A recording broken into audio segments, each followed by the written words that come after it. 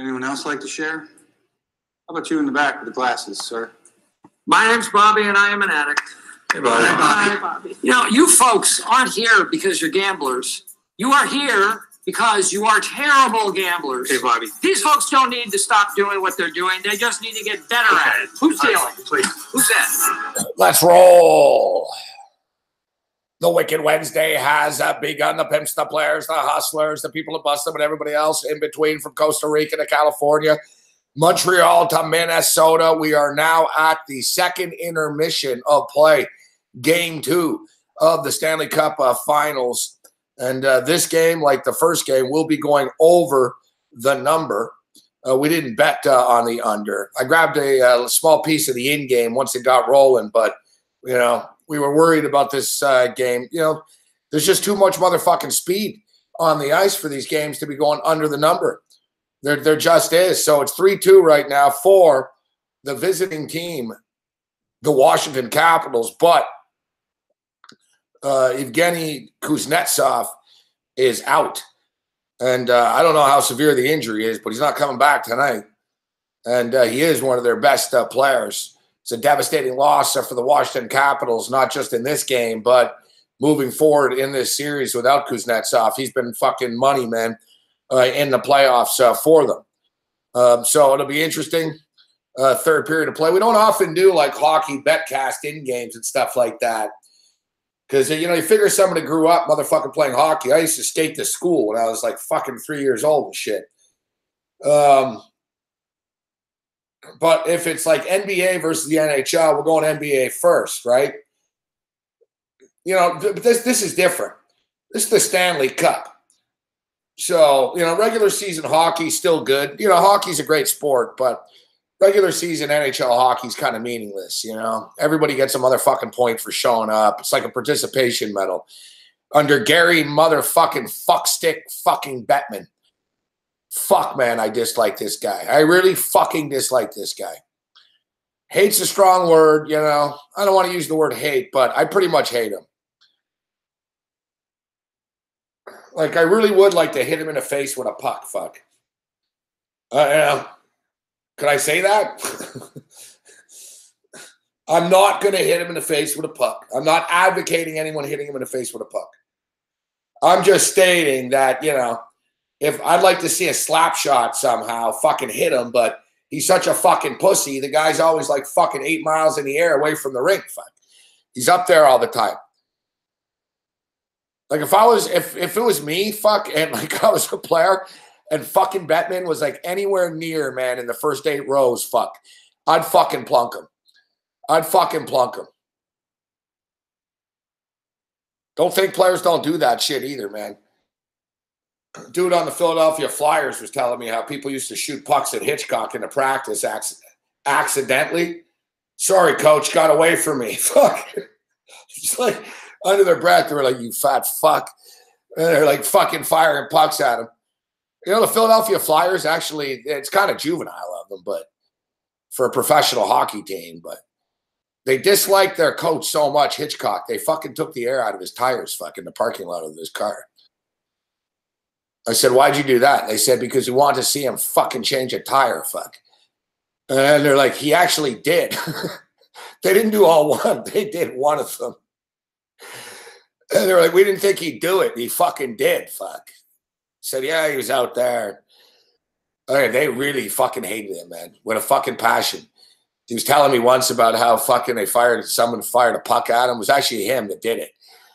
He's like, yeah, fuck, I shot a puck at him once. The Canadiens did it to Claude Julien once. Like, it happens, fuck. It does. Like, it just, hockey players are hotheads. The coach is on the ice and shit. And it's like, fuck, man. You know what? I'm just going to, you know, it starts with, listen, I'm not going to hit him. I'm just going to put a little scare into him here. Just to sort of let him know that I don't like him. Because any coach fucking knows when the puck nearly hits him that it was deliberate. So, you know, it's sort of a message a player can do. Fuck. Sorry, coach. I nearly just fucking took your head off with that errant slap shot. If you've never seen the movie Good Cop, Bad Cop, or Good Cop, Yeah, it's bone cop, bone cop, bad cop, good cop. Bone cop, bad cop. Whatever the fuck it's called, man. It's fucking confusing. It's like a bilingual movie.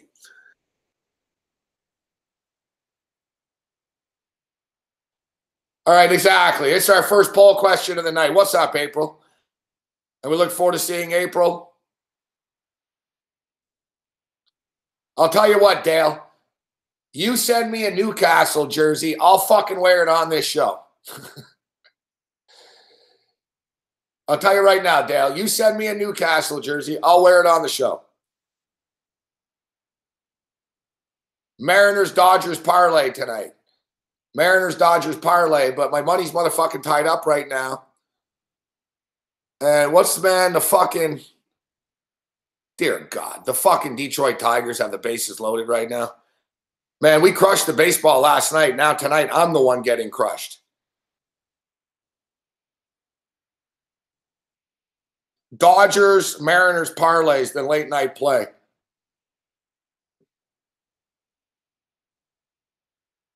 Yeah, now I'm the one motherfucking getting crushed. Can't buy a break tonight, man.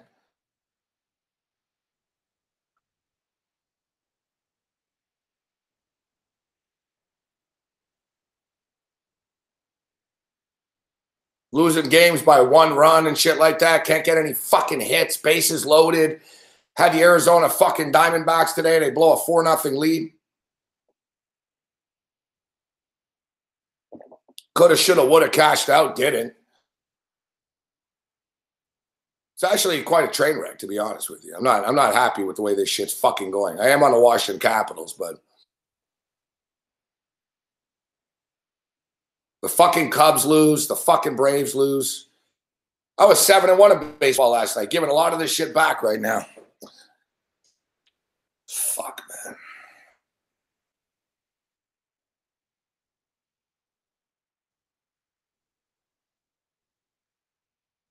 Colorado blew their lead. That's tied at 4 right now.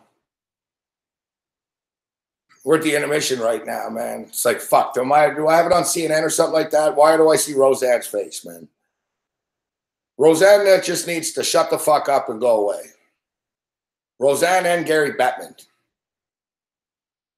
Imagine if those two fucking had a kid, fuck.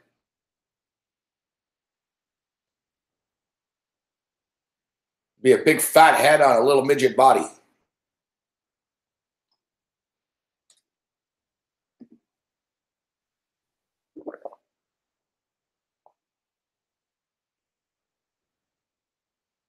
Like, if you wanted to torture people,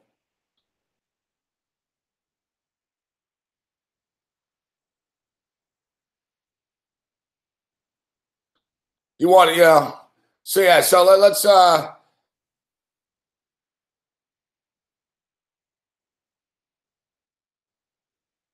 many of you want to see Gary Bettman get hit in the fucking head with a puck? Now, it wasn't an early payout for me, Brooks. It was part of a parlay. It was part of a parlay. So I had the Cleveland Indians. Come on, Brooks, you're a patron. You saw the pick.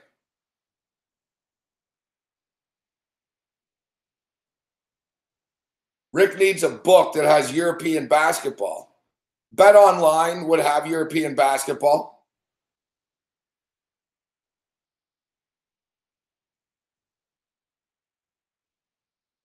Do the Cavs have a chance in the finals? Absolutely not. Absolutely not. Even though, you know, we had a guest on earlier today, and he said, you know what, he thinks that it'll be the games will be closer than people think. But, and this is what I think as well. I don't think that Golden State are going to fucking kill them. Like, I don't think Golden State win every game by 22 or anything like that, but ultimately I think they'll win rather easily when it's said and done. Like, Golden State aren't playing well right now, really. They haven't played that well in the playoffs as a whole. Steph Curry was out early. Klay Thompson struggled. Klay Thompson's been hot the last few games. Kevin Durant's not playing well suddenly. Their bench is fucking thin as fuck. Iguodala's hurt. Draymond Green's solid, but he's not like elite. You know, it's not like Draymond Green's still great. If you look at his stats, they're fucking good. You know, the guy's scoring 14 points, 12 rebounds, blocks, and whatever. He does a little bit of everything. But Draymond has played better as well in the past. Like, this isn't the best edition of the Warriors that we've seen, but I think the finals are going to be anticlimactic in the sense that the Warriors will miss a lot of threes and it'll be ugly basketball and shit. They'll still win by fucking 10 every night. You know what I mean?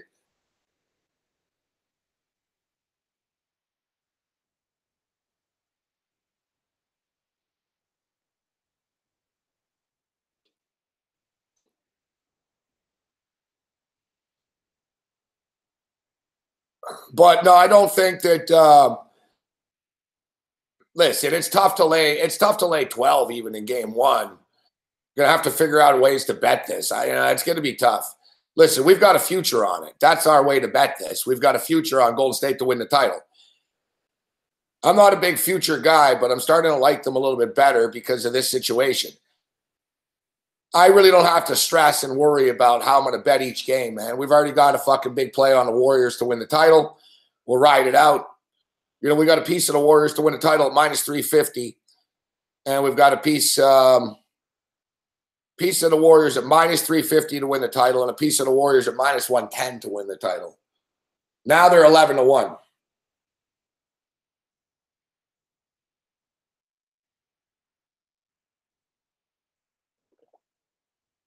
I think they could sweep them. Oh, fuck off. It's fucking 3-1 for the Detroit Tigers now. Man, this is bullshit. Fuck.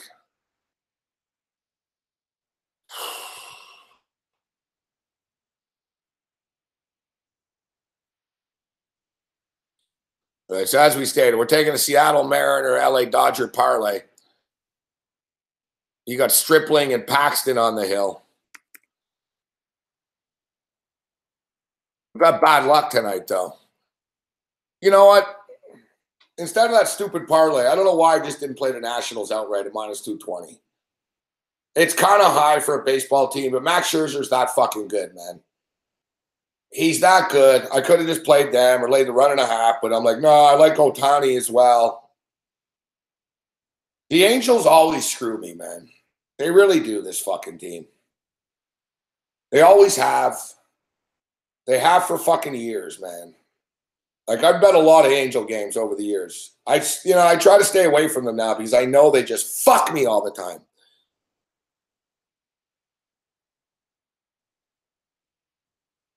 You know, the Angels are sort of known. They were sort of like the Expos of the West. When you left Montreal, you basically went to Anaheim. The general manager of the Angels was Bill Stolman, former Montreal Expo GM.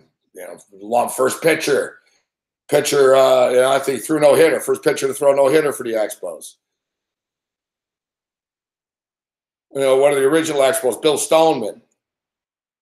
You know, Vladimir Guerrero, of course, went to Anaheim after willingly. Like, that's where he split to. Orlando Cabrera left Montreal. Where did he go? Anaheim. He actually went to Boston first, but then to Anaheim. Orlando Cabrera cashed in, fuck. No, it was the other way around, right? He went to Anaheim. He went to Anaheim before Guerrero did. I think he went to Anaheim and he won a World Series, and then he went to Boston and he won a World Series.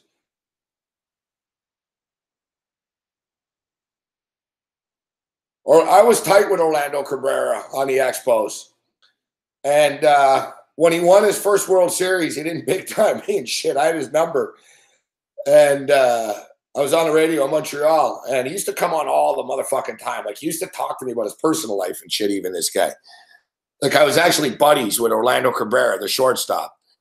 And so when he won with the Angels, whatever, I'm always confused. Whatever happened first. When he won I think it was the Red Sox that he won with first. He won with the Red Sox, and we got him on and shit. Like, during the World Series. He wasn't really happy. I called him, like, in between off days or something. we got him on, and then fucking when he won the World Series again, man, I told Jimmy Spencer, call him right now, man. Call his cell phone, fuck. And I think he hung up on fucking Jimmy Spencer. The 2 World Series went to his head.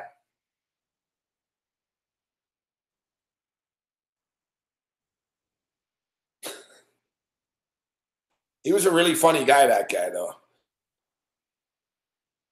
He was a funny guy. He had really funny stories. Very good baseball player, too. Orlando Cabrera was a beast, fuck. He was very good. He was a winner, you know? I remember once I was doing like a pregame show before the Expos game. I was doing Melnick's show, the afternoon show, and I was like in the press box, like in the play-by-play booth, and Orlando Cabrera was like on the field, and I called him from the box so he can see me. So I'm looking down, and he's at the batting cage, he's looking up, and it's not that big, actually. Look, stadiums look big on TV, but when there's no one in there, you can kind of hear each other and shit, right? Like, my voice used to echo through the Olympic Stadium. So we're talking. It's sort of like talking on someone's cell phone 40 feet away. So I'm like, yo, man. I said, listen, I'm on the air in like 10 minutes, man. I said, can you come up? And it's like the 3rd floor. I said, can you come up to the 3rd floor? And players motherfucking hated coming upstairs. They'd say, no, you come down. Fuck. They didn't like going up. And I was like, man, come on, man. You know, can you come up, man? And fucking... I said, if you don't come up, I can't come down. We got to do it on the phone. So he's like, no, I can't come up, man. And he's like, and I can't come on, man, with you anyways. He's like, you always get me to say stupid shit that I don't want to say, and I always fucking regret it, and I was getting shit after. And I was like, man, it's you. I said, that's, you know, I told the guy, I said, no, man. I said, I just fucking ask you, like, about the game. I told him, all fucking softball shit, man. So I told him, softball shit, bro. I'm just going to ask you about the fucking game, all right? And fucking dude comes on. I'm like, so Orlando, you know, taking on the Philadelphia Phillies tonight? He's like, yeah, man, Philadelphia Phillies. Then he goes right into, he goes, I don't know, man. You know, I don't know. This might be my last time. He's like, last time what? He's like, I think it's time for me to go. I think I should be traded. The guy tells me he doesn't want to come on because he always says stupid shit. And then he comes on and basically says how he wants to get fucking traded. The big controversy and shit. I was like, fuck, this guy's a fucking idiot. Fuck. He just said, like, it's like, I didn't ask him if he wanted to get traded. He, like, voluntarily said it. Fuck. He's like, I think it's time for me to go or whatever he fucking said. He was hard to understand, though, his English and shit, right? So, but he got traded subsequently pretty soon after that.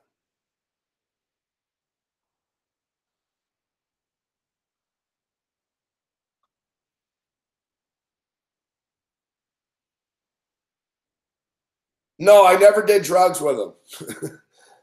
I'll be honest with you. No, I never did. I never did any drugs with Orlando. I never smoked with him.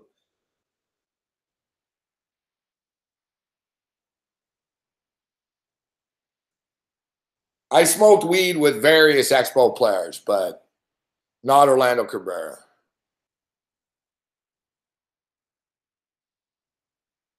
I was smoking once. I was smoking with a baseball player. I don't like saying their names because some of these guys are on TV and shit and whatever. Like they're analysts and stuff, whatever. So, you know, in today's day and age, man, you know what I mean? So I'm not going to say their names, but I was smoking weed with this one guy, pretty good baseball player too. And it was outside a bar, fucking Montreal. And the fucking cops, man, like pulled up. Like not just drove by. Like the cops fucking stopped in front of us. Like we're like 5 feet away. It was a small sidewalk and shit. And there's fucking smoke puffing up and the cops are rolling up. And he's like, oh, fuck. And he goes, I fucking knew this was a bad idea. Oh, fuck. And I told him, fucking, it was hilarious. I told him, bro, I said, you play for the Expos, not the Canadiens. I said, they don't know who the fuck you are. It was fucking funny. He got all sort of insulted. He goes, what do you mean no one knows who I am? I said, the cops don't know who you are, right? He goes, people know who I am after. He's like, people, I get recognized all the time. I was like, yeah, you get recognized. I get it. Fuck, you're a baseball player. But I said, fucking trust me, these 2 cops in this neighborhood don't know who you are. Fuck.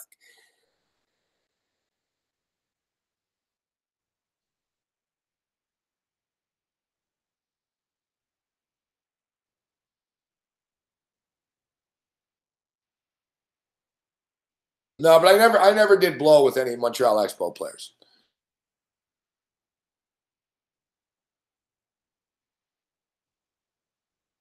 Oh, Vegas. Oh, looks like we got a penalty coming up here. Hooking. Holy shit. They're going to have a 2-man advantage.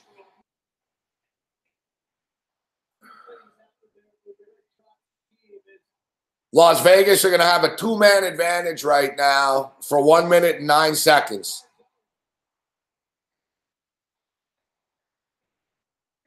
Vegas are relentless, man.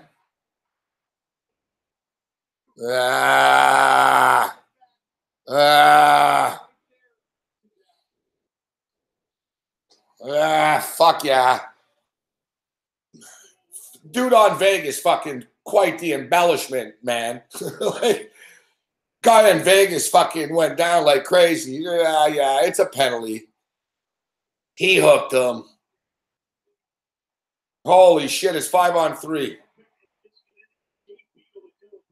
Holtby clears the zone.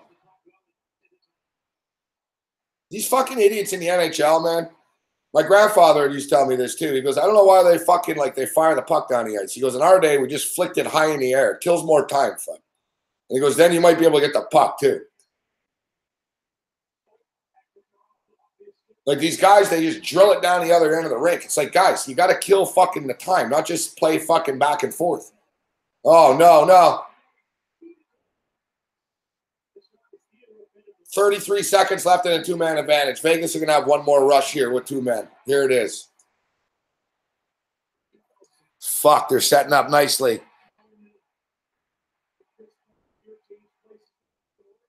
Theodore.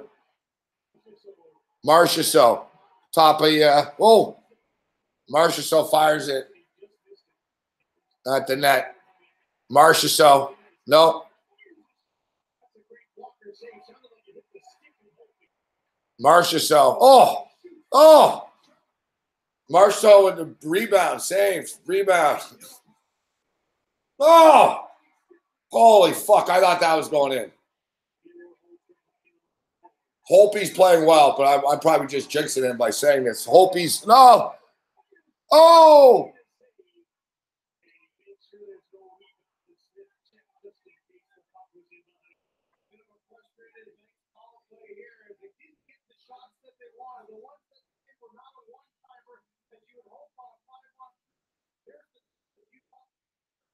It was fucking. They were offside earlier in the fucking game and they didn't call it. I swear to God, it was part of the same flow too. I think of that goal. I don't know why I didn't look at that.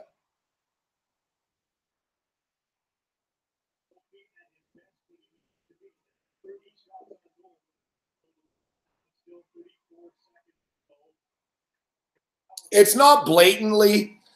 It's not like this series is. It's not like blatantly rigged. It's not like the NBA with LeBron James and shit. But there does seem to be a pattern of Vegas opponents get called for shit and they don't as much. And, a little offsides. Like, remember the LA Kings had a couple of goals disallowed and Vegas didn't. And, like, it was interference for fucking – the Kings got called for interference and they got a goal disallowed. And then after fucking they interfered with Jonathan Quick and then they allowed the goal for Vegas. You know what I mean? There's been a lot of this in the playoffs.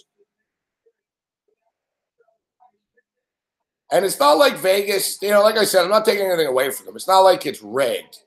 But it's sort of like, a parent, like a guy, an adult with a kid on the bike. You sort of have one kid that's learning how to ride a bike and he's got to get going himself. And you got Vegas and you got a little fucking short daddy named Gary Bettman fucking, all right, let's go, kids. And he started giving him a running push. But back to Gary Bettman. He's a fucking fuckstick, man. I like to know, and good for bravo to Don Cherry. Bravo to Don Cherry. Hold on. Oh, shit. Hope he's really playing well. You know, like right there. Hey, ref. What was up with number 14 getting away with that free slash right there on Vegas? Fuck. Look at this. Look at the end of the fucking play. I see everything, all right? It's fucking bullshit. That's what I'm talking about. All right, now I will be, look. Wilson did fucking, Carlson did hack him. Boom. Slash to the knee. Slash to the knee. You can't do that, but he did.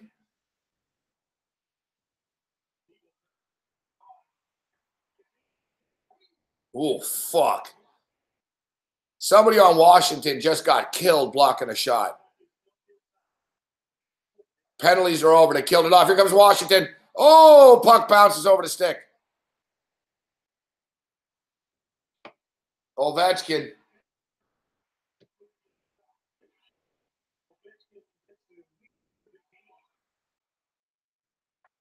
That's the thing. Ovechkin doesn't really play on, he doesn't play when they're shorthanded. So Ovechkin's been off the ice for a couple of minutes.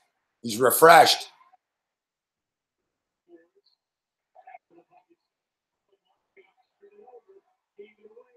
There you go. There's a nice flick. See, that's what I'm talking about.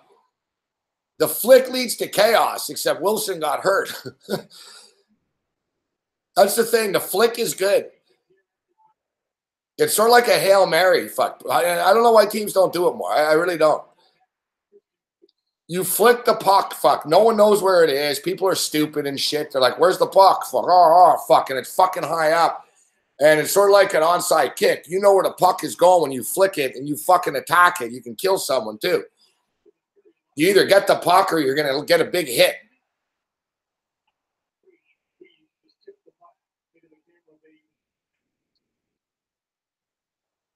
USMC. So you guys really do hate Vegas. Drew's always saying, oh, there's a big Vegas hate. You guys hate Vegas. I don't hate Vegas. Just because I bet against them doesn't mean I hate them. I hate Gary Bettman. Yeah, so back to the Gary Bettman shit. Back to the Gary Bettman stuff. So Don Cherry asked him. Don Cherry, basically calls him out. Fuck. Gary Bettman's sitting there watching him do coach's corner. And Gary Bettman's, Don Cherry starts talking about Quebec. He goes, yeah, we're expansion this and Seattle. He's like, he gets into Quebec. He goes, there's a city that should get a team. It should be Quebec City. And he's talking, and you don't know that Gary Bettman's on the other side of him. And then they show Gary Bettman, and he's like, Gary, why don't you come up here and answer the question? So Bettman gets up there. Oh, I'm just here to say hi, Don. I don't want to get into a debate. Don's like, there's no debate. He goes, they have a new arena. You know they'll sell out every game. How come Quebec doesn't have a team? Bettman starts like, this is Bettman. He's like shaking, and he's like, wow. He's like a puppet, a marionette. He's like, oh, I didn't know we were going to have a debate. It's like, fuck, you're an awkward fucking geek, man. You motherfucker, man. Like,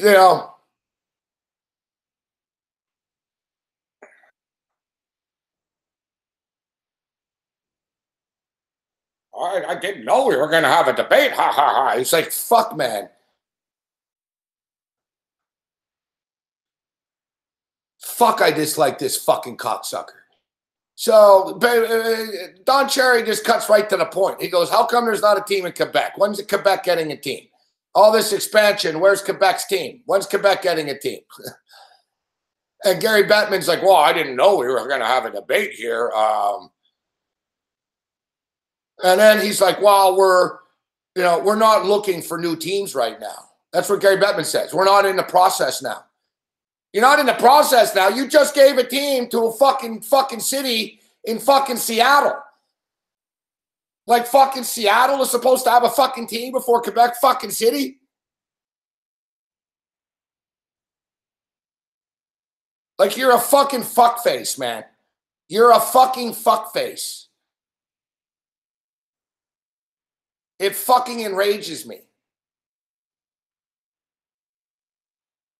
This cocksucker's going to put a fucking team in Utah before Quebec, fuck. Well, I think the Mormons will support hockey.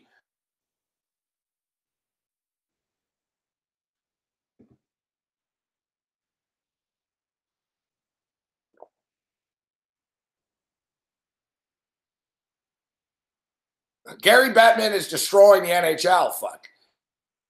Whatever, he's built it up. Vegas is a success and shit, but he's an idiot, fuck. I told you, he's just trying to shake down Quebec for more money. So the thing that drives me crazy, he's like, well, we're not in that process now, so we'll see about Quebec. You're not in the process, fuck. You give away fucking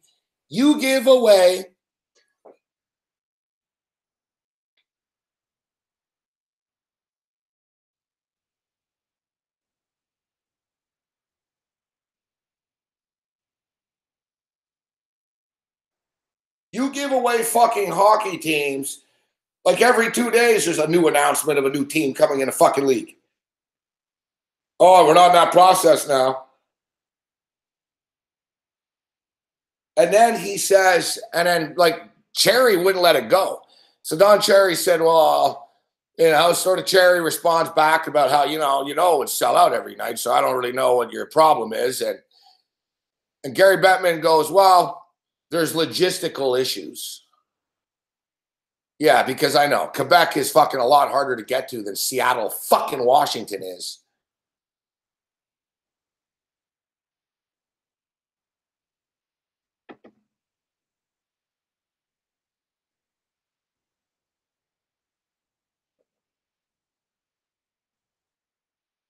Logistical issues, fuck. Yeah, logistical issues, as in, we want to fucking gouge the Quebecers for $1 billion, and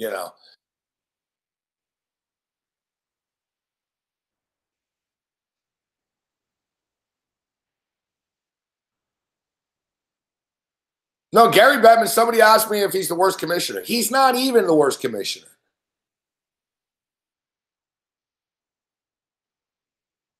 You can't say he's the worst. He's a dick. But, listen, Roger Goodell is a fucking clown as well.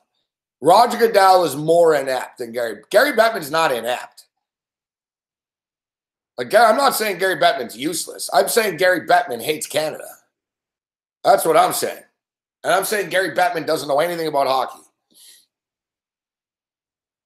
This is the Stanley Cup right now. It's okay. It feels like a good regular season game to me. There's no intensity in this shit. There's no blood. There's no fights. There's no fucking brawls. There's no nothing. La-di-da-da, let's skate around fast. It's like a fast fucking practice or something. Fuck. It's like a sparring session. It's a Stanley fucking Cup, man. Where's where's the intensity? Where's the violence? You can't do it because, it's a penalty. Oh, you get suspended. It's not just me. I talk to fucking people my age all the fucking time, man, about this shit, man. They tell me on Twitter all the time. They're not even watching this shit. It's not intense enough. It's all right. The sport of hockey is good. These are good teams. It's fast. They're very good players, but it's not like the old days. It's not intense, It's intense because it's good. It's fast, but it's not blood, sweat, and tears intense.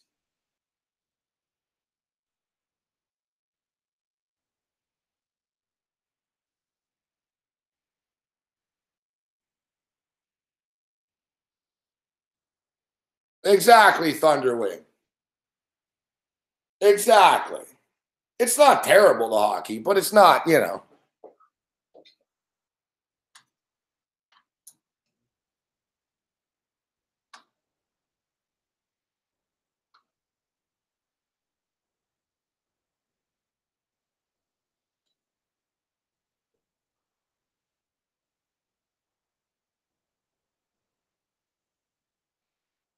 Yeah, it doesn't suck. Listen, these players are great. You know what I mean? They're fast. It's ultra skilled. Like their hand-eye coordination and the speed of the game is insane. Fuck. This is a different level of hockey. I'm not saying the players suck. I'm saying the league as a whole. You got a penalty. This is Stanley Cup fucking finals. You got away more in the NBA. Fuck. You look at the other day with Cleveland and Boston in Game 7. They let those guys beat the shit out of each other. Those guys, the referees, we can criticize the NBA all we want. LeBron James isn't in the finals now because they threw game 7. But that fucking game, man, they were fucking mugging each other, man. Boston and Cleveland were like tackling each other and shit like that. They weren't calling it. Why? Because it's like, all right, guys, it's your game. You fucking earn this spot. You guys decide this. It's game 7. Winner goes to the finals. We're going to get the fuck out of your way right now. Marc-Andre Fleury is really fighting the puck right now. It didn't go in, but he doesn't know where it is. But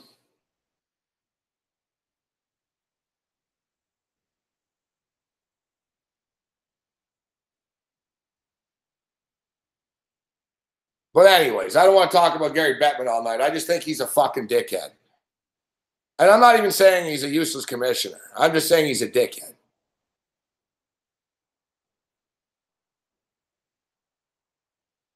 We never know the full story. I don't know. I don't know the full story as to why Quebec, hasn't gotten a team. I know that they wanted last time when Vegas came in, Quebec was in the mix, if you remember, too. And basically, Quebec fucking got insulted because Bettman wanted $750 million from them and $500 from Vegas. And Quebec said, why should we pay $250 million? It was all U.S. funds.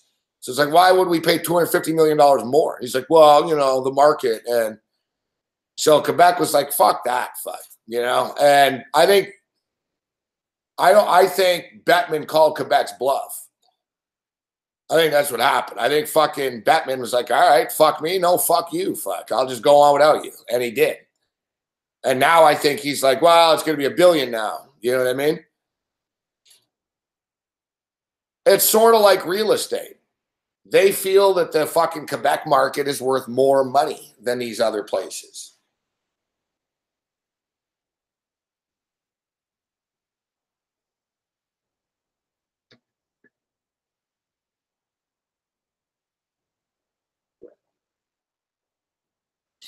Yeah, I'm not saying oversaturate in Canada. I'm not saying every city in Canada should have a fucking hockey team. Quebec is the glaring weakness. After that, you're good. You could, like I said, you could have a team in Regina. They would be able to pull it off. It's not like we're saying, oh, yeah, put an NHL team in Halifax, put an NHL team in fucking Hamilton, put an NHL team in, Moose Jaw.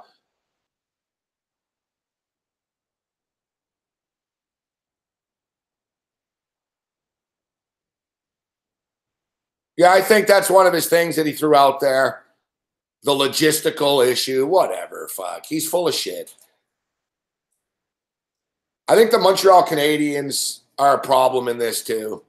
Canadiens are a powerful organization, just like the Leafs are. The Leafs fucking shut that Hamilton shit down fast. The Canadiens don't want the Quebec Nordiques coming back. So I'm not saying the Canadiens had the last say, but they're not going to go out of their way to fucking help it. You know what I mean?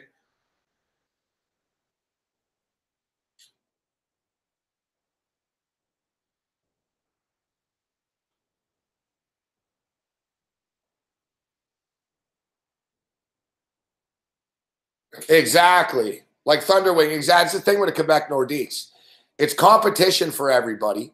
And another thing is, like, they won't get the rights to it, right? They will, but it's a French operation. If the Quebec Nordiques come back, it's going to be fucking a Quebec television deal, right? Every game will be on Quebec television, RDS type shit. RDS lost the Canadiens. So the Canadiens know this. It's like, holy fuck. Because it's not a normal, you guys, it's hard to explain, but it's not a normal team, Quebec and Montreal. Like, basically, if the Quebec Nordiques come back, every one of their games is on TV in Montreal every night. Like, it's not like you're separate. They're not separate. Like, they will be on television in Montreal every night. And that's the Canadiens' worst fucking nightmare. They have, it's like, suddenly imagine you're the Yankees and the Mets are there suddenly.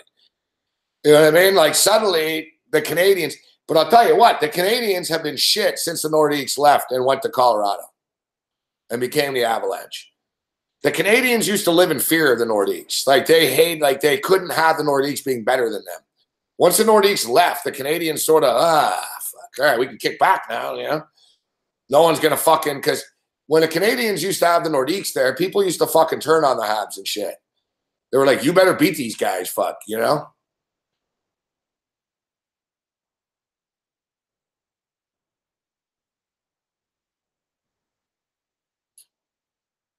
Now, Don Cherry said it was the best rivalry in hockey, one of the best rivalries in all of sports.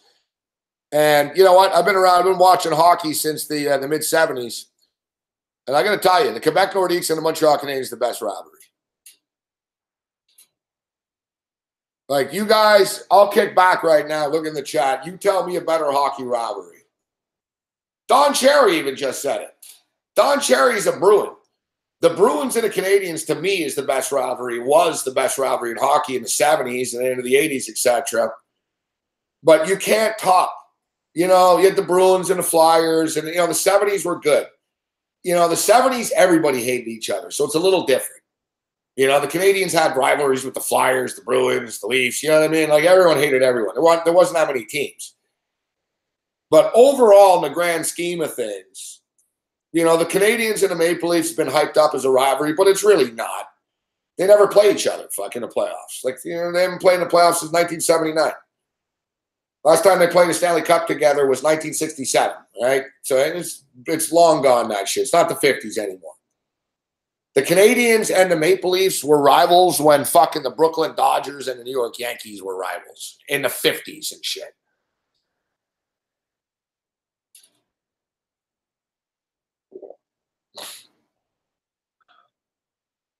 Yeah. Calgary, Edmonton, very good. Come on, Big Will. Not on that level, not this level. Calgary, yeah, good call, Alex. Good call, Alex. Calgary and Edmonton fucking hated each other.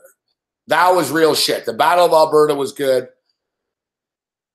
To me, the only thing that matches the intensity, the Flyers and the Canadiens was pretty sick in the playoffs. Like, they beat the fuck out of each other. They, you know, but the Nordiques and the Habs, you're not topping that.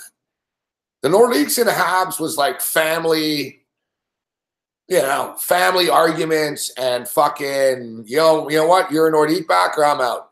And you got to understand, guys, too, in Montreal, there's a lot of people that hate the Canadiens, fuck. You know, they feel slighted by the Canadiens or the arrogance or whatever. So there's a lot, and, you know, there's always people who want to be the opposite, right? Like, I'll admit, I had a Nordique fucking hat and shit and a jersey. It was a little different for me. My uncle played on the Quebec Nordiques, right?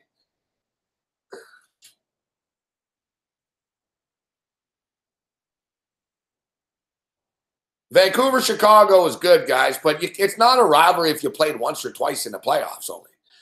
And we're talking about full-on, sick-ass hate. And Chicago and Vancouver didn't start fighting before the game started.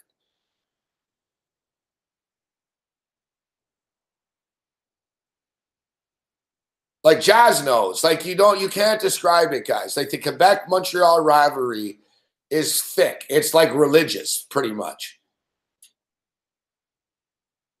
It's like Catholic, Protestant, big city, small city. It's like a soccer rivalry. There's pure fucking hatred. like the media didn't like each other. The fans didn't like each other. Like, nobody liked each other.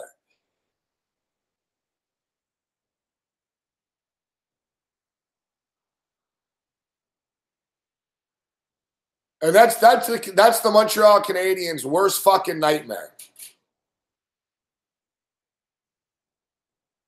That's the Canadiens' worst fucking nightmare, man. Like, that the Quebec Nordiques are back, and they got all these nut jobs, and the rivalry's renewed, and Quebec's going to get better than they are. Like, Montreal doesn't want that. They're going to do everything they can to fucking tell, well, why don't we try for more money? Exactly. It's like black on black crime, Brit on Brit, soccer, hooligan shit. It's French on French, guys. You know what I mean? It's French on French. It's fucking hardcore, man. The coaches fucking going crazy and shit. Yeah, exactly. Separatist. But the thing is, ironically enough,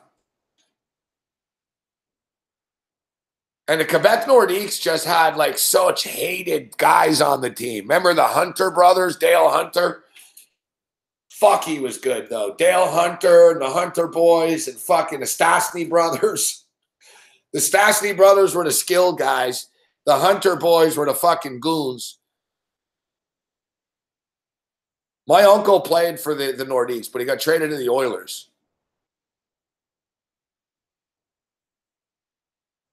I met all the Nordiques and shit, though. I had the jersey and fucking... I used to get free skates from my uncle. Like, he had a deal. He had a deal for free skates, and he used to give me all the skates he didn't want and shit. I'd grow into them. You know what I mean? So he gave me, and once he got me goalie skates and shit, and they had Nordique shit on them, and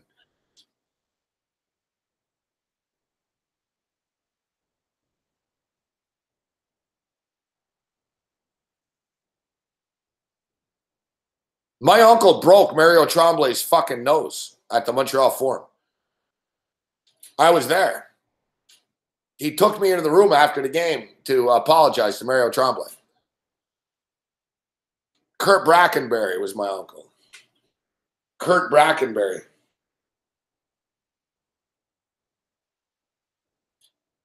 Yeah, he fucking busted. He fucking popped. He beat him up pretty good.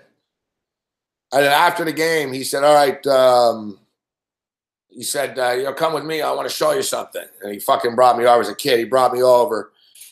And it was outside the Montreal Canadiens room. And he spoke to the door guy. And he told him, get Mario Tremblay out here, fuck. And Mario Tremblay came out, his face all fucked up. And my uncle fucking hugged him. He's like, I'm sorry, man. You know, he goes, I know I got a clean shot. I just want to say, you know, respect, you know. The goon guys, they do that, right? They all talk to each other after and shit. So, like, he told me after, he goes, anytime you fight with someone, you have to go. He goes, after the game, you have to go and see if they're all right. He goes, that's the code.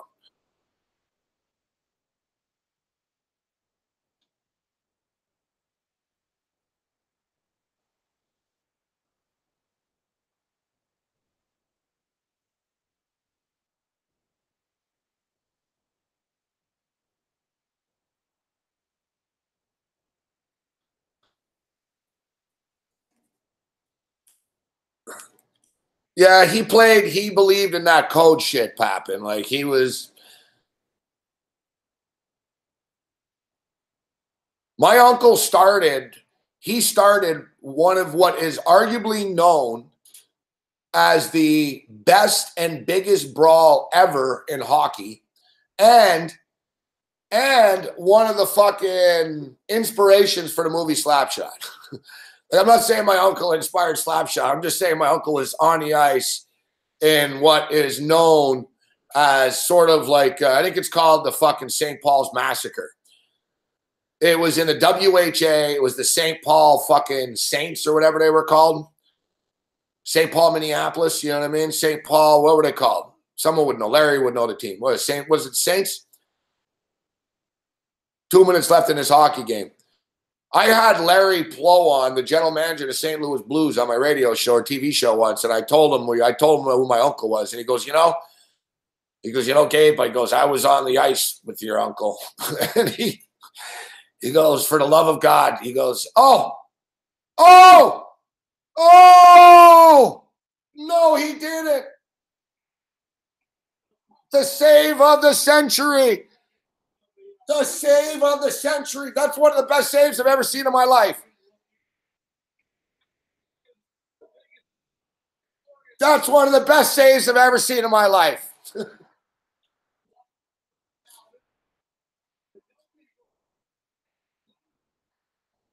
Oh, fuck. That's Patrick Waugh type shit. Oh, my God, man. I've done that before with kids. Fuck, little butterfly. Dude, I'm telling my stupid story. I was like, oh, fuck me. Vegas just scored. I was about to just lose it.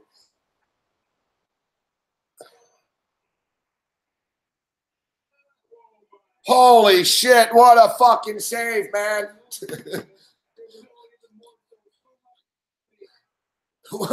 He fucking reaches over with the stick.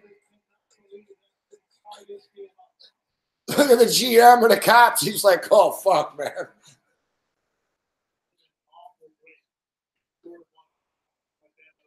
Holy shit. I told you guys earlier. I said, hope he's fucking in his own, man. I tweeted earlier, too. I could tell earlier, like right in 1 minute of the game, I was like, oh, yeah. He's fucking... You can tell, guys, with a goalie, how much they move. Is he gliding or not? You know what I mean? Like, you'll see guys slide around a bit. They'll slide, and it's like too far, and they're not in complete control. You notice tonight he's fluid. He's just sort of, when Hope's off, he gets clunky. He's big and clumsy when he's fluid like that, but that's where his size and his strength. Dude, man, if I had my stick like that and that puck, my stick would just go back and the puck would have went in. That's what people don't understand. It's not just getting his stick there. It's having the strength to keep the puck out with a piece of wood. That was a man's epic save. Oh, off the side of the post. Empty net, 142 remaining. Vegas with all kinds of pressure. Fuck, Vegas are relentless. These motherfuckers just keep on firing pucks at the net here.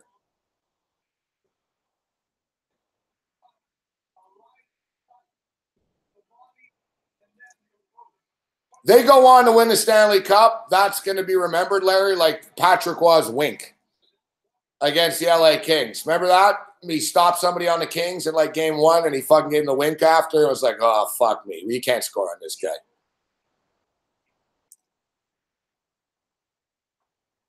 That's one of the best saves in Stanley Cup history.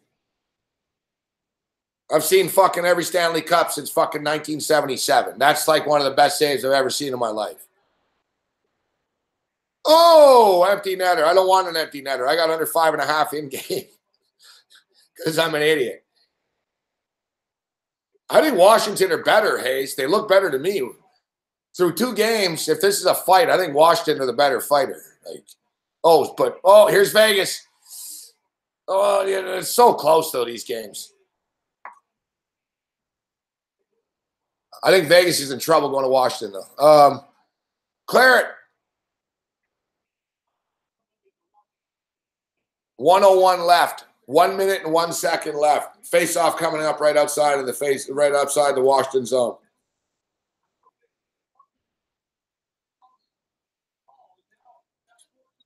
What do you mean there's no fucking hockey night in Santa Ana? I've been thinking about just moving down there, Drew. Give me 2 more years on this grid. I'm going to come down there. We'll do shows together. Well, you and me will become like the new Low Shack in the bag. Morency and Martin. Sounds like a law firm.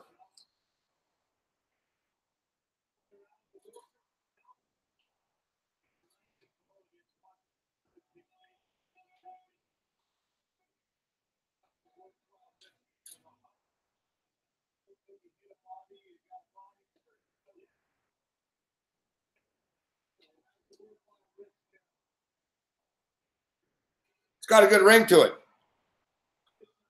Morency and Martin. Were you hurt in a car accident? Did you get injured at work? Are your employers not fulfilling their obligations? Call Morency and Martin. 1-333-333-33. That's 1-333-3333.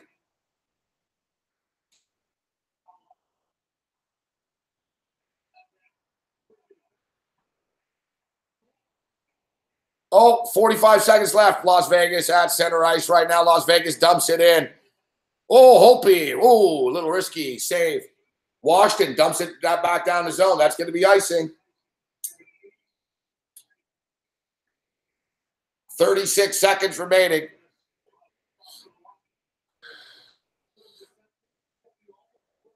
.36 seconds, 35.5 left. Hope just fought the puck a little there. It's amazing what a goalie is. He makes the save in a century, and then he's like little floater there. He's like, oh, shit.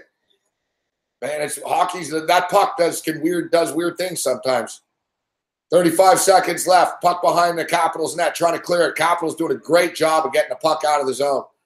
Battle at center ice right now. Las Vegas gains possession, but they're on the own end of the rink. There's 25 seconds left. They have one last push left, and here they come. They fire it. Oh, Washington gets possession back. Oh, no, they lose possession of the puck. Vegas fires a puck in the net, but misses the net. The puck goes all the way down the ice again. We're going to have another icing call. 10.8 seconds remaining. Face-off coming up in Washington's end of the rink.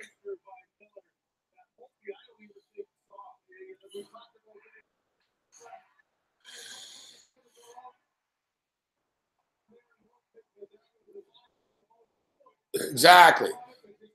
Sometimes good people make mistakes. Hey, like Juice. My boy Juice. Yeah, I'm still going to Vancouver. My boy Juice. I love that. That's Sam Maislin. Hi, I'm Judge Sam Maislin. Sometimes good people make mistakes. You've been arrested with cocaine? Then call me. 3 seconds remaining. Are we really going to get the under 5.5 here, please? 2, yes.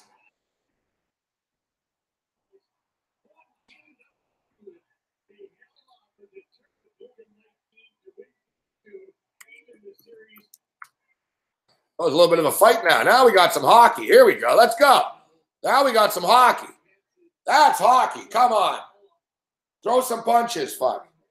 Let's get a little fucking brouhaha going into Washington. Let's go, guys. There's little Marchessault, fuck. Just nail him, fuck. Like, if this was old school, someone would just take Marchessault and bang. Fuck you. Well, Washington's got them right where they want them, going back to the nation's capital. Now it's up to you, Washington Capital fans, to match the intensity that Las Vegas just showed.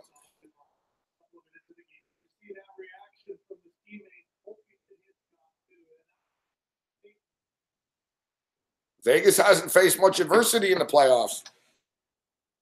Now they're heading east. Vegas are fucked. They're done. Washington's winning the Stanley Cup, as I stated before the Cup started.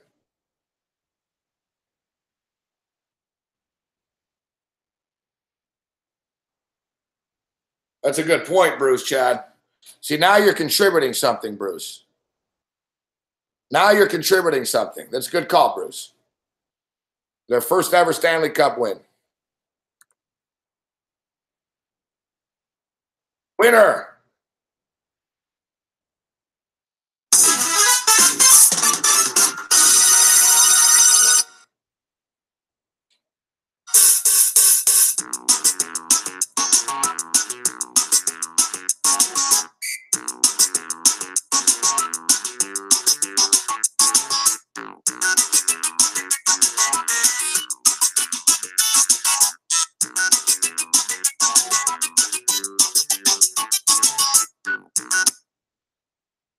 Cash it. Washington wins in 6. Washington wins in 6. All right, we take a quick break, and we'll have our first guest of the evening. Bano will step up and join us. Whatever. No bat packs here going on. What's up, Al? There's no bat packs going on here, man. My baseball picks fucking suck tonight. We'll take this though. We like that we just won this hockey game. 4-0 Dodgers already.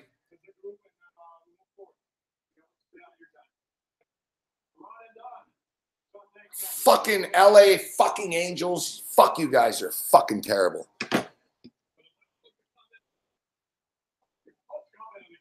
Don Cherry. He goes, am I supposed to comment on this? Here's Don Cherry.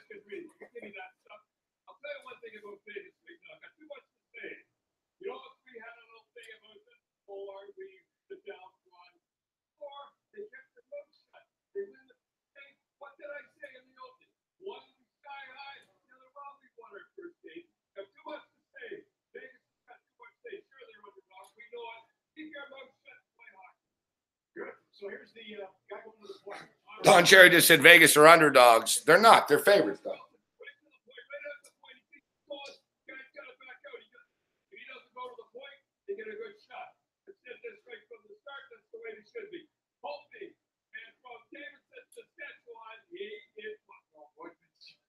Brett McNabb, but close, very close to Davidson. We're trying to back to Saskatchewan. Anyhow, see what's the difference? I'll tell you, boy. We got to look at him. He can shoot now. See right there, he doesn't catch it. Normally he would catch it so sharp that he doesn't catch it because that's what they wanted. That's what they wanted to pitch on. When I went to Davidson, it's right between Regina and Saskatchewan, halfway, right? It's like Red Deer is to Edmonton, Calgary. So I go into the service station in Davidson, get a coffee. And the lady says, "Hi, Ron," like it's just another neighbor coming in. "Hi, Ron." He says, "Oh, Alice Cooper was in yesterday." They get all the superstars. Can't wait to see you in Davidson. Yeah. Okay. Here's a Holtby can see. Now, here's the big thing about Holtby. You know what I think of him? When he can see everything, instead of getting in front of the net, find yourself 5-on-3. That was the difference in the whole game. 5-on-3. Nobody's standing in front. Guy's standing in front. Big piece of cake. And listen, he is the difference right now. He is ready. But I'm going to tell you one thing. They'll be a little different themselves. What a save he made right there. They're going to be a little different themselves. You know what's funny? I thought Vegas would be better now. I didn't think they were very good in the 6-4 win. No, neither did I. And nobody was good in that game. But I told you on the Holtby, one will be desperate, and the other one, we won our first game. But Holtby was the difference. Let's face it, 34 shots. Holtby's from Lloyd Minster, which is a border city. Could be Alberta or he'd actually hear that. He likes to hear that. Great game. Vegas will be different the next game. I guarantee you. We'll get smacking around. Keep their nose shut. Just play hard. We're leaving Foxy Cito's town for Foxy Watson's. We have to hit both. It's right.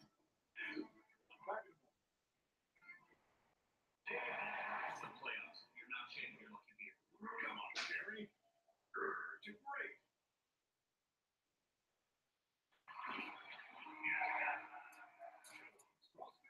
Official partner of the NHL. Get right into it. This song belongs to Soda.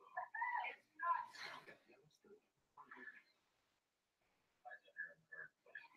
All of them. Soda. Nobody. Welcome home, where creativity is unlimited, and there are unlimited ways to connect. Home is where families come together, and no other connection feels quite like home. With Rogers Unlimited Ignite Internet, the possibilities are unlimited. Plus, right now get Rogers Unlimited Ignite Internet 62 for only $59.99. And I think Don Cherry had money on the fucking Las Vegas Golden Knights. Dude's pretty upset. Man, he fucking hates Ovechkin so much. He hates Russia. You know, he didn't hide it. Remember when they opened the series? I'm always curious, Don's prediction. Don really is really good with hockey. Like Don Cherry's picks are very good. He knows the game. Like the nuances that he sees and shit are awesome. But, you know, he'll say some stupid shit sometimes. But it was fucking funny. Like the couple, you know, remember the opening night? He's like, so like, Don, what do you think? You know, what's your prediction? He goes, well, I want Vegas to win. So I'm going to say Vegas in 6. Yeah, they'll win in 6. Because, you know, I really want them to win. It's like, why do you want Vegas to win so much? What do you care? Fuck, you're a TV analyst. Like, you're not supposed to give a shit. I'm not saying it's wrong if he's pulling for a team, but, you know, and then you're like, well, why does Don Cherry want Vegas to win so much? You know, the first year in the league and shit. Wow, it's pretty clear why he does. Number one, Alexander Ovechkin is on the Capitals, and he doesn't want to see Ovechkin win a cup because he never won a cup. So he doesn't want to see the Russian win a cup and shit. He's never liked Ovechkin. And number two, like Vegas have fucking the most Canadian dudes on the team. So he loves that too, right?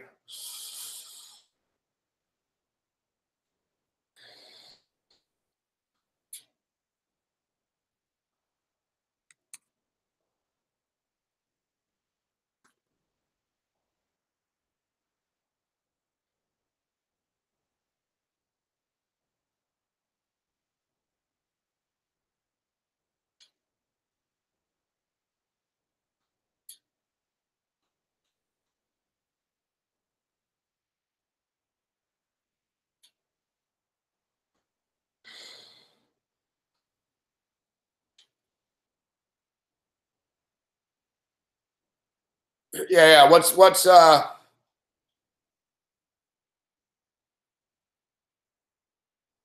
Juan Fernandez hook you up with an Xbox Live? Do I look like Oprah Winfrey? Xboxes for everyone? Where are you under the impression we're giving away Xboxes?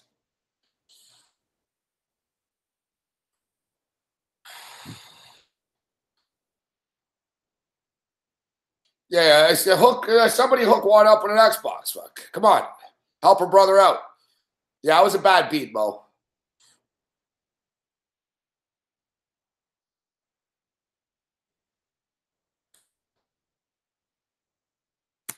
When they score, fucking, we got 8:30 in. Dude, I bet on the Washington Capitals scoring the first goal of the fucking game, too.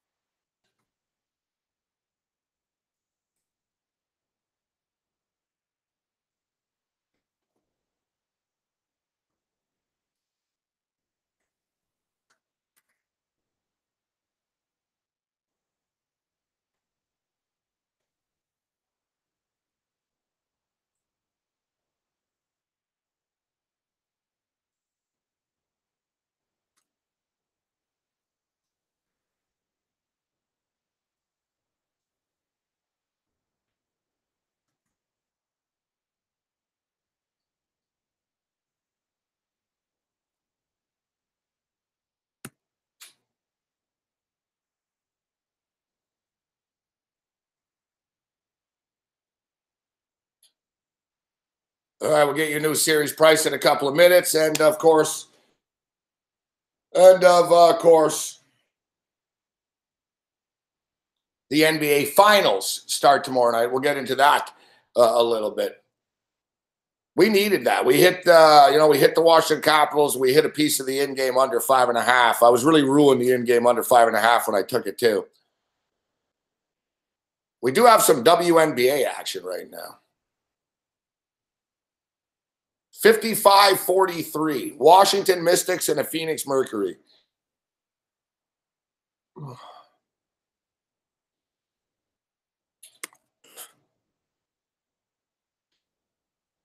1-0 with my WNBA picks this year. I used to bet this league a lot.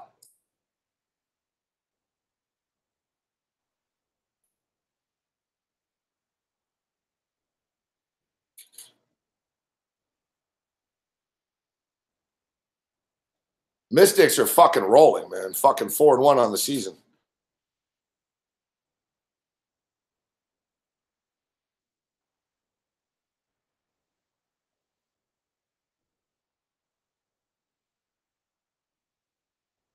Let's go over 173.5.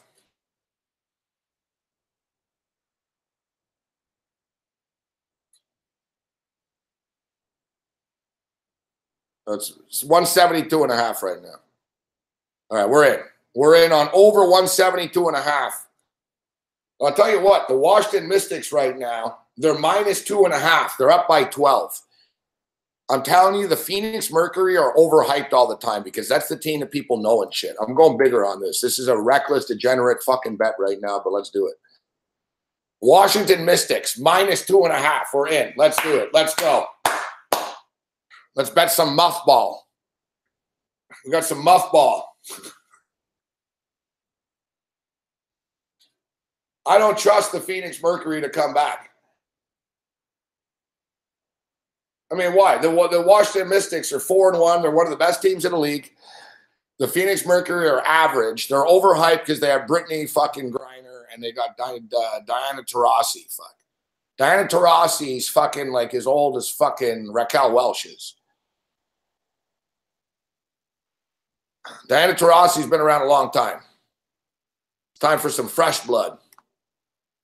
Time for some fresh blood. Just like we got some fresh blood on the show right now.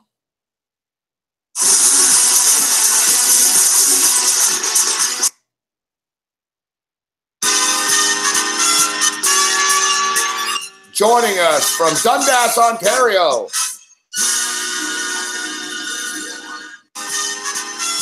The eccentric, quirky,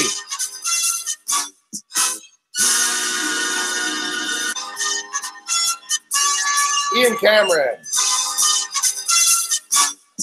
a.k.a. Bob Bano,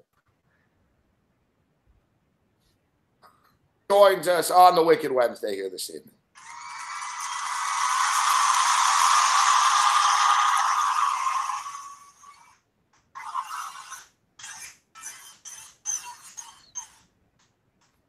Yeah. Crowd's going crazy. Joining us from downtown Dundas, the mean streets of downtown Dundas, Ontario, Ian Cameron. What's up, Ian? Gabe, way to go, my friend. You stepped up your game for me tonight. I love the intro. Absolutely love it. Well, we appreciate that. I like the quite the shirt you're wearing tonight, Babano, as well. Yeah, it's nice. It's a nice summer golf shirt. You know, the usual. He's got the best wardrobe. Yep. Babano. Summertime. Got to show off the bright fluorescent colors. Like I look in the chat here too, and I see Big Will. First thing he says is that shirt. All right, guys, what's the rating on Babano's shirt here? Stand up a little bit. Let's see the full shirt, because we're judging it by only the top half here. If it's a rating based on comfort, it gets a 10 from me. Like last week, I thought you were wearing like pajama top or something. But you're like, no, it's a golf shirt. Let's see. All right, golf shirt right there. Yeah. That's quite the color, fuck. Like, what color is that? It's like a mauve. Mauve. That's the color. Yeah, mauve. Mauve is the color. It's not quite like full on red. It's not quite full on pink. It's like a fusion. Mauve. Brad said Babano looks like he's going for a job interview. Yeah, like Best Buy. Yeah. For a pylon. I ain't working there. Forget that. That's not happening. Alex says it looks like a 1970s porn director shirt. No, it doesn't look. Yeah. Pop the collar, Babano, says Bob. Yeah. You know what? I just realized it's true. Pop the collar for a second. You're going to look just like that guy Jesse Waters on Fox. Babano looks like Jesse Waters. Oh, yeah? How about this, like that? Pop the collar, though. Yeah, you got to get the frat boy thing going. There we go, yeah. I don't know, Babano. That's the type of, that's not the type of shirt. That type of shirt will get you beat up in fucking Hamilton, the one you're wearing. I've managed to wear it for a few years on the mean streets of Hamilton and survived, so I think I'll live. Let me ask you. Let me guess. Is that the Walmart special? No, didn't get it there. Where do you buy your clothes, Babano? We need to know. Like where?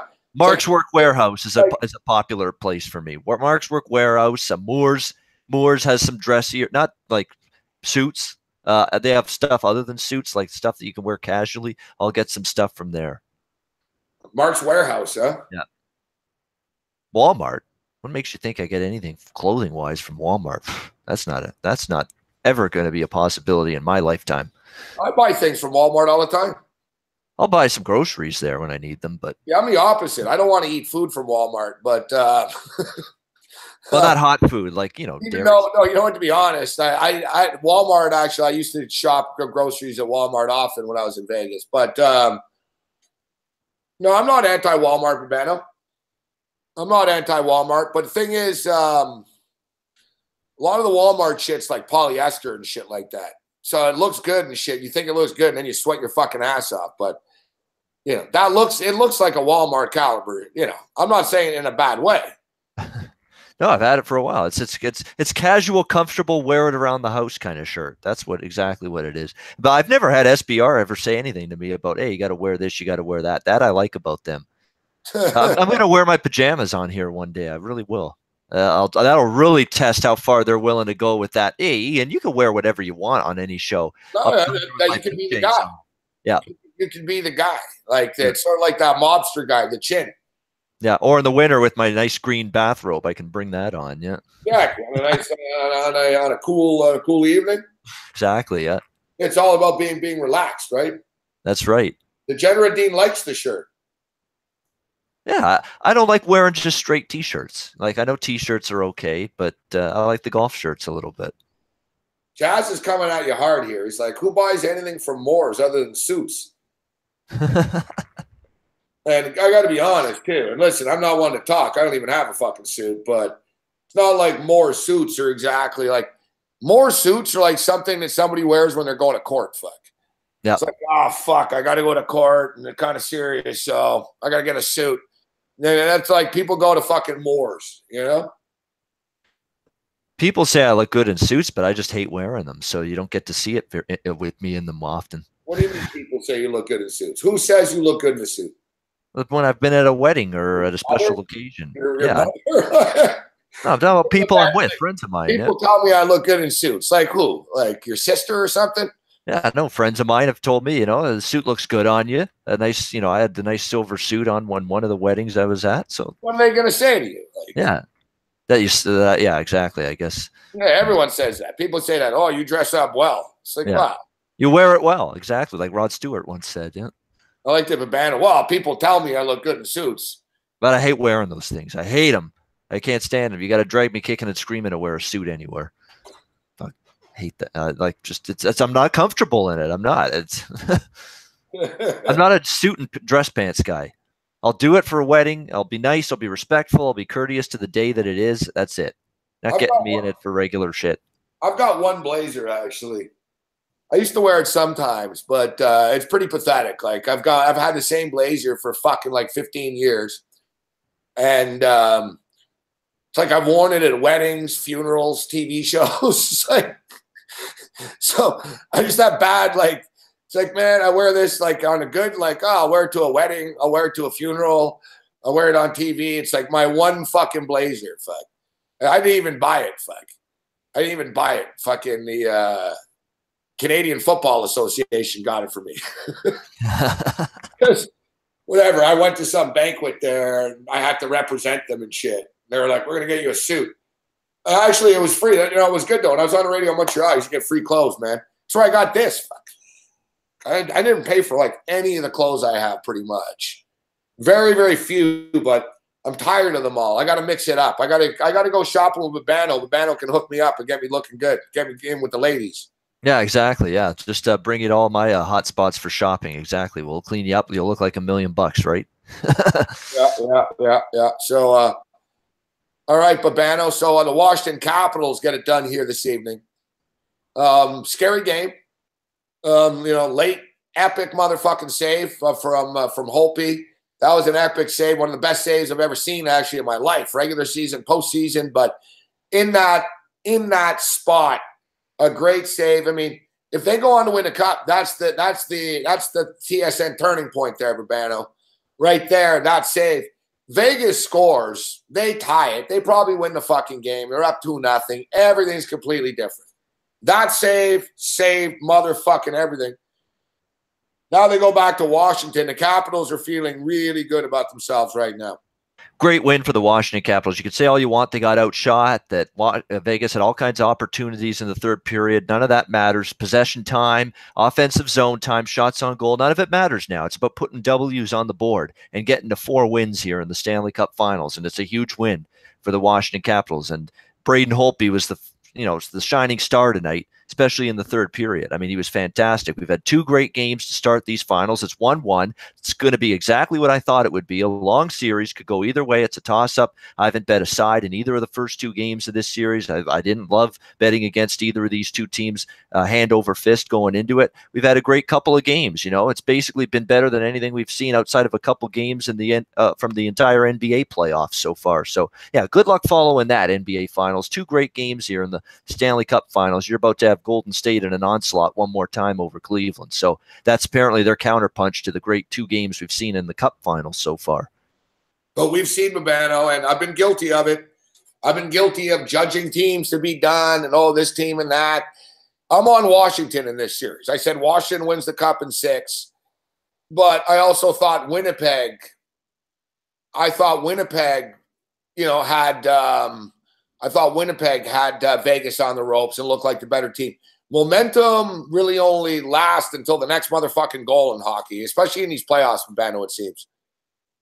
Yeah, it is. It's a momentum game. The 5-on-3. I mean, that's another part. We talk about the save on Tuck, and it was a fantastic save. I mean, it's a wicked bounce off the stanchion that nobody sees it coming. You've got to react quickly, and somehow Braden Holtby sees it before Tuck gets the shot away and gets his stick out there, makes the save. But even before that, and that's a phenomenal save, but even before that, the 5-on-3 penalty kill that Washington had, that was huge. Everybody got their sticks in the lane. I like the aggressiveness all night long, Morency, of the Washington defense. They pressured the puck carrier. I like that style of defending, especially in the playoffs. Don't let these guys have time to think and look at their options and survey the scenery. You get after it. You get after the puck carrier. You make it impossible for him to find time to make a play. And the Washington Capitals did that all night long. And I would say that's a big part in them winning this hockey game. It really is. Let's see. Is there a lineup yet? There probably is already. They've been pretty quick with lines after these games. Let's see. Nope. No lineup yet. So I imagine, what do you think? I'll say the Washington Capitals will be minus. I say $1.25, $1.30 in that range, Washington. Minus 130. Yeah. Yep. Minus 130, maybe minus 135. I'm ready to step up and hammer this right now. I think that I think they win. I think the Washington Capitals are going to win the Cup, man. I said 6 before. I don't know if they'll win both games. They might, could be a split. Don Cherry brought it up after the game. Hockey is pretty much a pretty big zigzag theory, isn't it? In that desperate teams, I knew Washington. I got burnt because I said Washington would score the first goal of the game. I thought they'd be really, really focused. They were. But now Vegas will be that desperate team. We saw that with Winnipeg when they went into Winnipeg and silenced the crowd there. I will probably be on the Vegas side for in Game 3, and it's really because this team, off the losing effort, has been they've been worth their weight in gold. I mean, what's Fleury now entering this third game coming up? 14-2 in his last 16 tries off a loss. That's a pretty damn good track record to be betting on, and that's probably what I'm betting on here. This is starting to look like it could be one of those series where it goes back and forth. One team gets the win, the other team responds, digs in a little bit deeper, wins the next game, and evens it up. And now it's Vegas' turn to try to do that, much like we saw in the Winnipeg-Nashville series. Was a series that was very much like that. The losing team bounced back the next time out. Vegas has yet to lose 2 in a row in these entire playoffs. So until I see that happen, I got to go with the Golden Knights in Game 3. And Washington. What's Washington's Not record? like it's a great home record. No. I was going to say, because I know on the play and on the road, Babano, they're now 16-4 in their last 20 road games. So they've been dominant on the road. But just off the top of my head, look, they lost the first 2 fucking games to Columbus at home. The Tampa series, they win the first 2 on the road. They lose the 2 at home. They're better on the road than they are at home. So I think you could make a legitimate argument that this is going to be a split back in Washington right now. Definitely. I mean, I can see 2-2 going back to Vegas for a 5th game. No question about it. I mean, it's definitely not something I see that isn't the realm of possibility. Absolutely, it can happen. This Washington team is different than past teams, though. Yeah. You could talk about Marc-Andre Fleury being 14-2 or so after a loss, but hey, the fact of the matter is, man, since Holtby's been starting after they lost those first 2 games, I think his record's now about 14-4 in the playoffs. Holtby's in a fucking zone right now. We can talk about Marc-Andre Fleury, but Holtby's in a zone, dude, right now. He's been great. There's no question. He's been great. I mean, he's been maybe a little underappreciated because there's other goalies that have been talked about. Fleury, of course, first and foremost, but his work has been terrific. I mean, ever since, it's like he took that time that Philip Grubauer was the starter for Washington. I don't know. Did he go off and somewhere on his own and meditate and reflect about, how can I be better as a goalie? Why did I lose my starting job at one point this year? And it's like he's taken that time away from being the number 1 guy and is refocused, refreshed. He's got a little more energy. He's got, I think, a big chip on his shoulder after losing that spot to Grubauer for a period of time this season. And now you're seeing him, ever since Game 3 of the Columbus series in the opening round. That's when he took over. Right time, Urbano. Yep. Listen, man, everyone always says, people say you need a great goalie to win the Stanley Cup. That's not true. you need a hot goalie. You know what I mean? Yep. There's been a lot of goalies, dude. Look at Cam Ward. Has Cam Ward ever been like an elite goalie in the National Hockey League, really? Not really. You know what I mean? The best hockey that Cam Ward ever played in his fucking life was in the fucking playoffs. And he won the Stanley Cup. And, you know, does it mean Holtby's always been very good? But look, he didn't have a shutout all fucking year, and he's got 2 shutouts in the last fucking month, right, in the playoffs. So shit's different around him, but it's just about getting hot at the right time. I mean, look, you know, in Montreal, Bettman, I don't know if you remember Yaroslav Halak was hot as fuck. So much so that people are like, the Canadiens don't even need Carey Price. Fuck, just make Halak the goalie. That's the year they got to the conference finals that year. Look, now he can't stop shit with the Islanders, right? Exactly. You know, but he was hot at that right time. Like Holtby's fucking, he's hot now, man, but he can lose it quickly. I swear to God, look at Hellebuck on Winnipeg. Hellebuck was playing great fucking hockey, dude. He hit the fucking wall against Vegas one night, and he was never the same for the rest of the series, man. No, he wasn't. And you're right. Halak had that magical season, parlayed it into a starting opportunity, and you know, with the Blues even before that. And it just hasn't really been something that's worked out for him. It hasn't panned out as a number 1, but he got that opportunity because he backstops Montreal that one season to the conference finals. I've got Washington at 4-5 now at home in the playoffs, in 9 home playoff games. So 1 game below 500. So that's like, look, I've bet on Vegas every time after they've been off a loss in these playoffs, and I've won my bet every time. So until I'm proven otherwise, that's the route I'm going, period. And these guys just can't get over fucking Soup Fest, Bettman. They're still talking about Soup Fest. Okay, you guys, why don't you take a flight to Hamilton? Join me next year when the next Soup Fest is on, and you can see what it's all about then. If it's that big of a conversation point that we're still talking about the fucking thing 3 months later. That's your solution. You want to know what it's about so much? Come to Hamilton, visit. I'll be happy to entertain you. We'll take you to Soup Fest, Hamilton Convention Center. No, let's do it. I'm not upset. Who says I'm upset? I'm said, hey, come on down and experience it. I mean, it's a great event. If you're that interested, come on out. That's all I'm trying to say. Well, listen, Kyle Hamburg, if you come up from Atlanta for this shit, I'll go to Soup Fest. We'll do a show from Soup Fest. Were there road rage at Soup Fest? Yeah. Were there chicks there? The big hit. What? There were a bunch of them. There were, honest to God, there were. One of the tables we were sitting eating the soup at, buddies of mine, a couple of girls, they join us. They say, hey, there's a lot of, you may not if we join you. Oh, hell no. Come on in. Yeah, I mean, there's a lot. They like that stuff, Gabe. I mean, it's a community event. It's socializing. It's getting out in the town. It's for a good cause. You know, Living Rock community, which helps youth in the city and in the Hamilton area. So it's a great cause. Good soup. What's not to like? There's a fucking poutine. This is not your chicken noodle soup out of a Lipton cup of soup type of shit. This is gourmet, homemade soup with great recipes, unique, fresh, great ingredients, great variety, great ingenuity, great soup.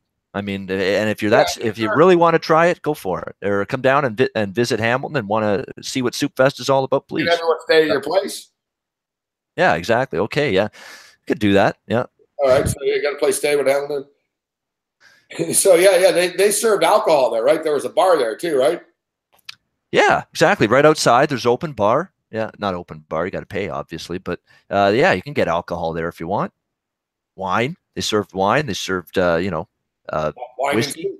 Yeah, wine, whiskey, and some beer. And inside, they served just the juice and pop and water and all that stuff. But outside, right outside the convention center there, they got a bar set up. So if you really wanted to go hard, you could at a Soup Fest and get pissed drunk. Ian Cameron, a.k.a. Babano, with us. Pissed drunk at a Soup Fest. I don't know if it goes together, the two, but you could if you want to. We're gonna get drunk at the Argos stuff. Argos game, Argos Stampede or CFL. Yeah, that is one event we will get pissed drunk at. Yeah, absolutely. Saturday, June 23rd. That'll be fun. That's a great football game too.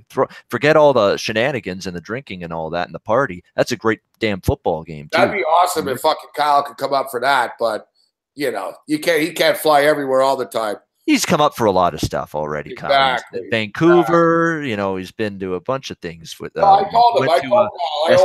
IFBC. I know. It's like our boy Bruce Chad.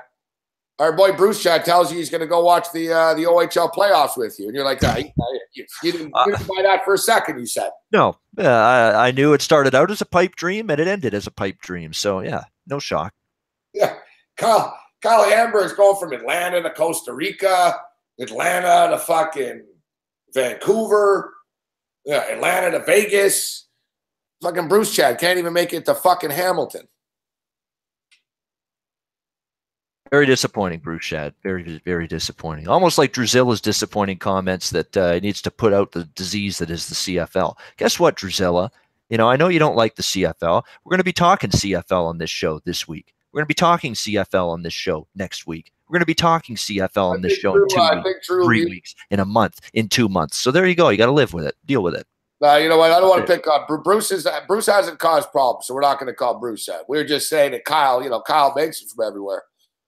But I told Kyle all of his traveling, and listen, I go around everywhere. Settle down, Andy. Settle down, Andy. CFL sucks. Fucking Andy.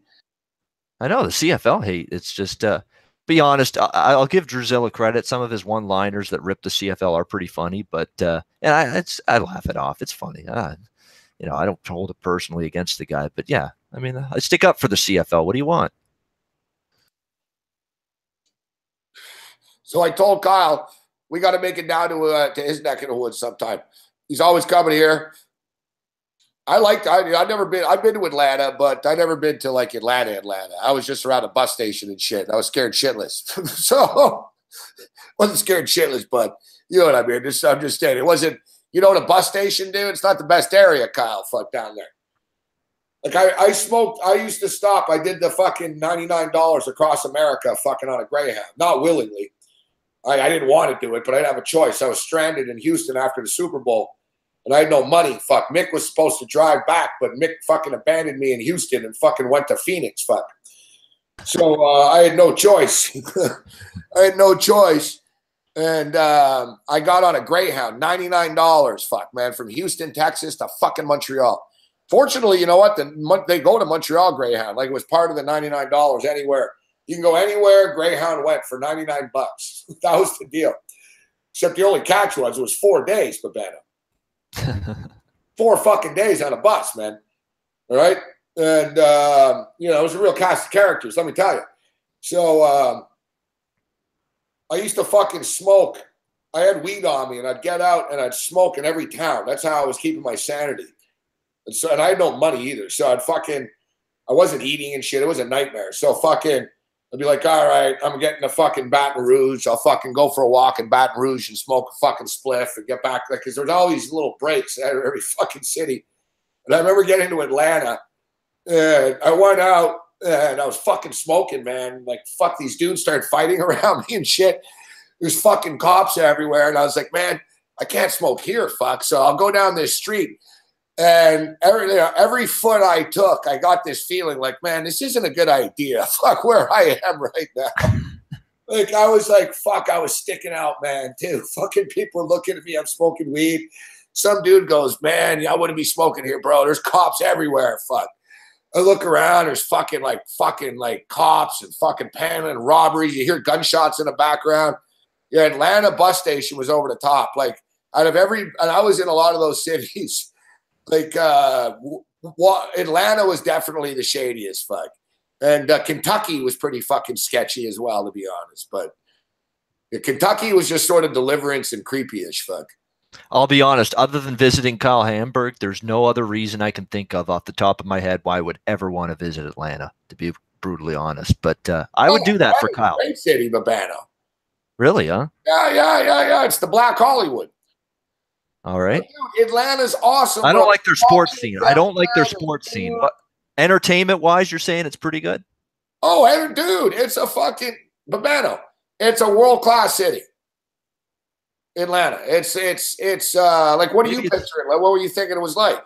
No, I'm thinking of fucking that idiot Chipper Jones way back when saying that Toronto had nothing to do. You don't like Chipper Jones, well, he said something stupid about Toronto. There's nothing to do in Toronto. I know you got your issues, Gabe, with Toronto at some points, but he says there's nothing to do or see in Toronto. I mean, that's why. Fucking idiot. Yeah, that was stupid. And maybe I held it against Atlanta because he was playing for the Atlanta Braves and he said that. But I can't judge how entertaining or not Atlanta is. I've never been there, but I've never had this burning, itching desire to say, hey, let's pack up and let's visit Atlanta, Georgia.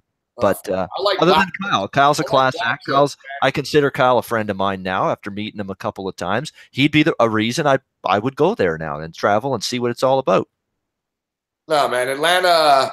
Yeah, Atlanta's got some. Listen, there's, the United States, every city. There's poverty in Canada too, in big cities, but the United States is very, very. It's like Houston.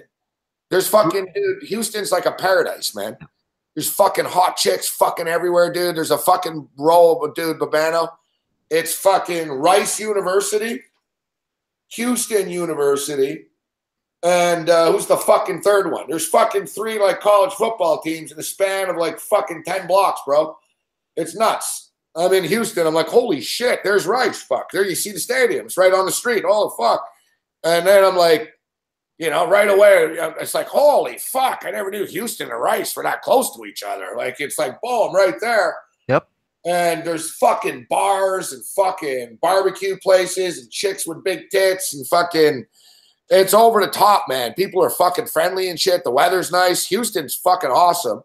And I picture Atlanta being a lot like that, Yeah, Drew Martin knows Atlanta well. That's a good guy to ask, actually, for Atlanta.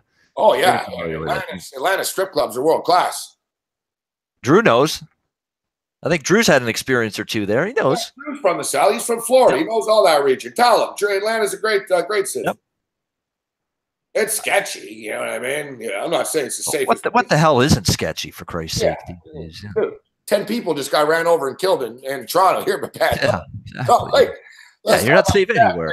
It was an attack in Canada, not in Atlanta. Yep.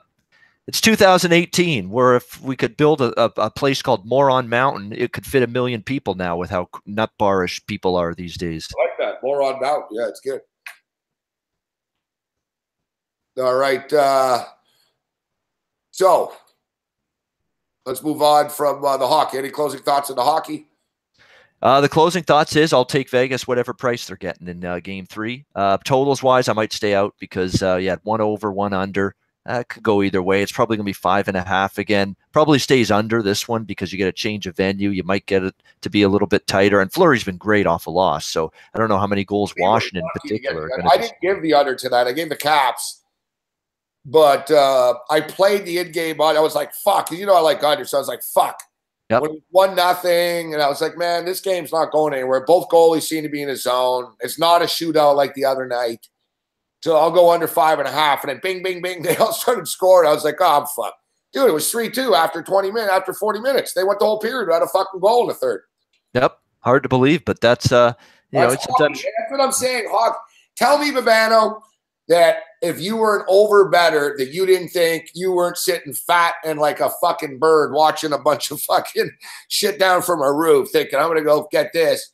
You know what I mean? Like, people that had over 5.5 were already counting that money at 5 after 2 periods. Well, the good news is I had some first period over, and once I saw it get to 3-2 for so long, once it got under 10 minutes, I'm like, we're going to grab a little under 5.5 in game. But yeah, it's tough. But I had a lot more on the over the other night, way more. That was a big play for me the other night, the Game 1 over, and that one sailed over. This one I was always lukewarm on this one from the beginning. But yeah, it's still tough. But what can you do? All right. NBA. Fuck it. That's what I wanted to ask you. Do you know, Babano, about the AHL? Like the Toronto, I don't know, man. I've been sleeping on this. The Toronto Marlies seem to win every motherfucking night, dude. And they're in the finals right now. I think it's the finals. I assume it is against the Texas Stars. But yes, I don't know. They are. Calder Cup finals. Yeah, it starts Saturday, Game 1. Oh, so this is Game 1, huh? Yeah, Saturday at the Rico Coliseum. Yep. Fuck, that's like 2 minutes from me. Yeah, right in exhibition place there. Yeah. Marlies are minus 220. They keep winning all the time. They're going to win this thing. Can't bet against Toronto. They've just rolled through the AHL playoffs. They dismantled their first round opponent. They dismantled Syracuse in the second round. They dismantled the Lehigh Valley Phantoms in the conference finals, which is the Flyers farm team. Just rolled through them. I think it was a sweep. 4 straight against Lehigh Valley, and they swept Syracuse too before that. They're just not losing right now. So, you could take your chance with Texas at a nice plus price, but knock yourself out. I'm not doing it. Toronto looks like they've been fantastic. They've got a good team, good depth, good goalie. Garrett Sparks hasn't panned out with the Leafs at any point, but he's been great for them. All right, so NBA Finals. Really, Babano, this shit just comes down to how many games they're going to fucking win in, doesn't it? I guess we can talk about the over-unders. How you want to do that. I don't know, man. Like, I don't want to lay 12.5, really, and I don't really want to take 12.5. You know what I mean? It's kind of anticlimactic, I find this. I'm leaning Cleveland in game 1 for one reason only, plus the points. They probably won't win the game, but if LeBron is going to be fresh at any point in this series, it's going to be game 1. He's finally getting some rest time from Sunday when they finished up the series against Boston. This is going to be the most days off between games that he'll have for the entire NBA Finals. This is when he's going to be his freshest and most energized here is game 1. And maybe for that reason, his extra little bit of energy and being able to exert that every little bit more could be enough to keep Cleveland hanging around. Beyond game 1, I'm not sure I would want to back Cleveland in this series. But, you got Golden State off the 7 games, too, against Houston. They had to rally back in the third quarter from a deficit at halftime there. Are they ready to, be, just basically rewind the tape and be ready to refocused on a game 1 here in the finals? Maybe, maybe not. We'll see. I think Cleveland's sitting in a good spot, Gabe, in game 1. With LeBron maybe a little bit fresher. But as we've seen before, that may not matter when you're playing Golden State because they start raining trays and Curry gets hot, hits threes, and Thompson gets hot and Durant suddenly can't miss. You're in some big-time trouble. And I'm still trying to figure out who on this Cleveland team defensively is going to guard all these guys as this series goes on. Yeah, I don't. So looking, Cam Stewart brought up a good point today. And, we didn't look at the MVP prices here, but this is a way around this, Babano. So if you like the Golden State Warriors, what are you going to do? You're not laying minus 1,100 to win the fucking series. So let's look at the MVPs of this right now. And I think it's pretty clear cut who the MVP of the Golden State Warriors is. Kevin Durant. And Kevin Durant is minus 138 to win the most valuable player. Steph Curry's plus 200.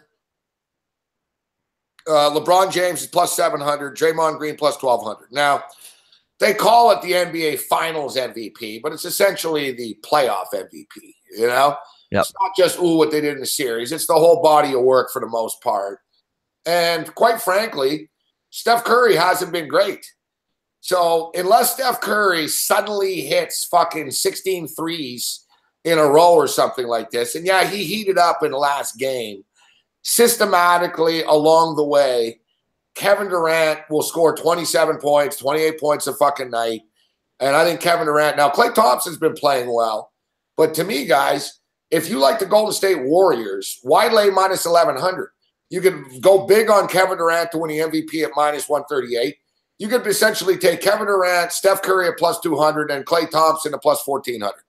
Is Klay Thompson going to win the MVP? Probably not. Klay Thompson's actually been their best player the last couple of games.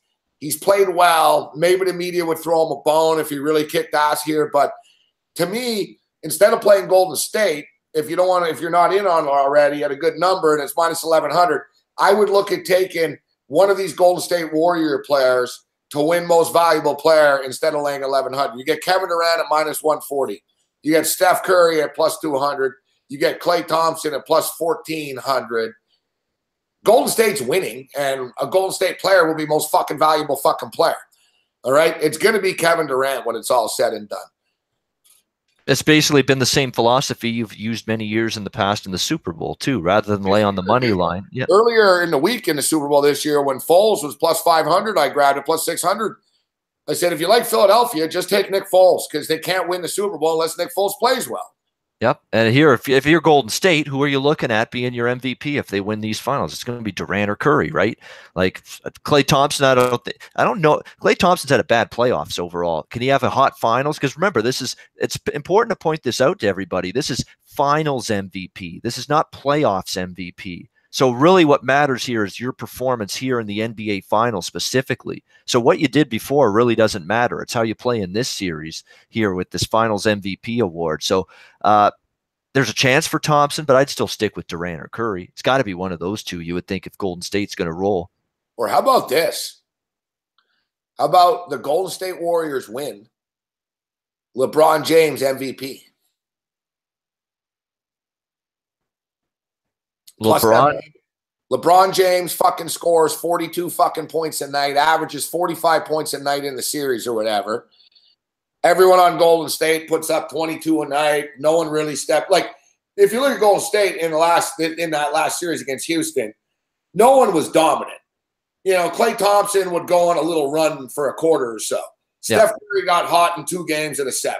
Kevin Durant has sucked since he never got the ball at the end of the game. He seems to have sort of tapped out a bit, and he's pissed off, and he's sort of not engaged in the offense suddenly. Yep. And they can, like I've been saying, Golden State can sort of half-ass this and still beat Cleveland. Let's say LeBron goes off, scores 42 fucking points a game, loses, and the media goes, man, LeBron's so fucking great. We're going to give him the MVP of the fucking finals. That could happen. That could happen in the Stanley Cup Finals. Who could win the Conn Smythe in a losing effort? Marc-Andre Fleury. I could totally see it. If Washington wins a cup, they could still give Marc-Andre Fleury the Conn Smythe. Could see that in the NBA too. If LeBron's going to give you like 5 triple-doubles in this series and Cleveland comes up short and doesn't win the series, Golden State does, can you still make a case for LeBron winning MVP? I think I could.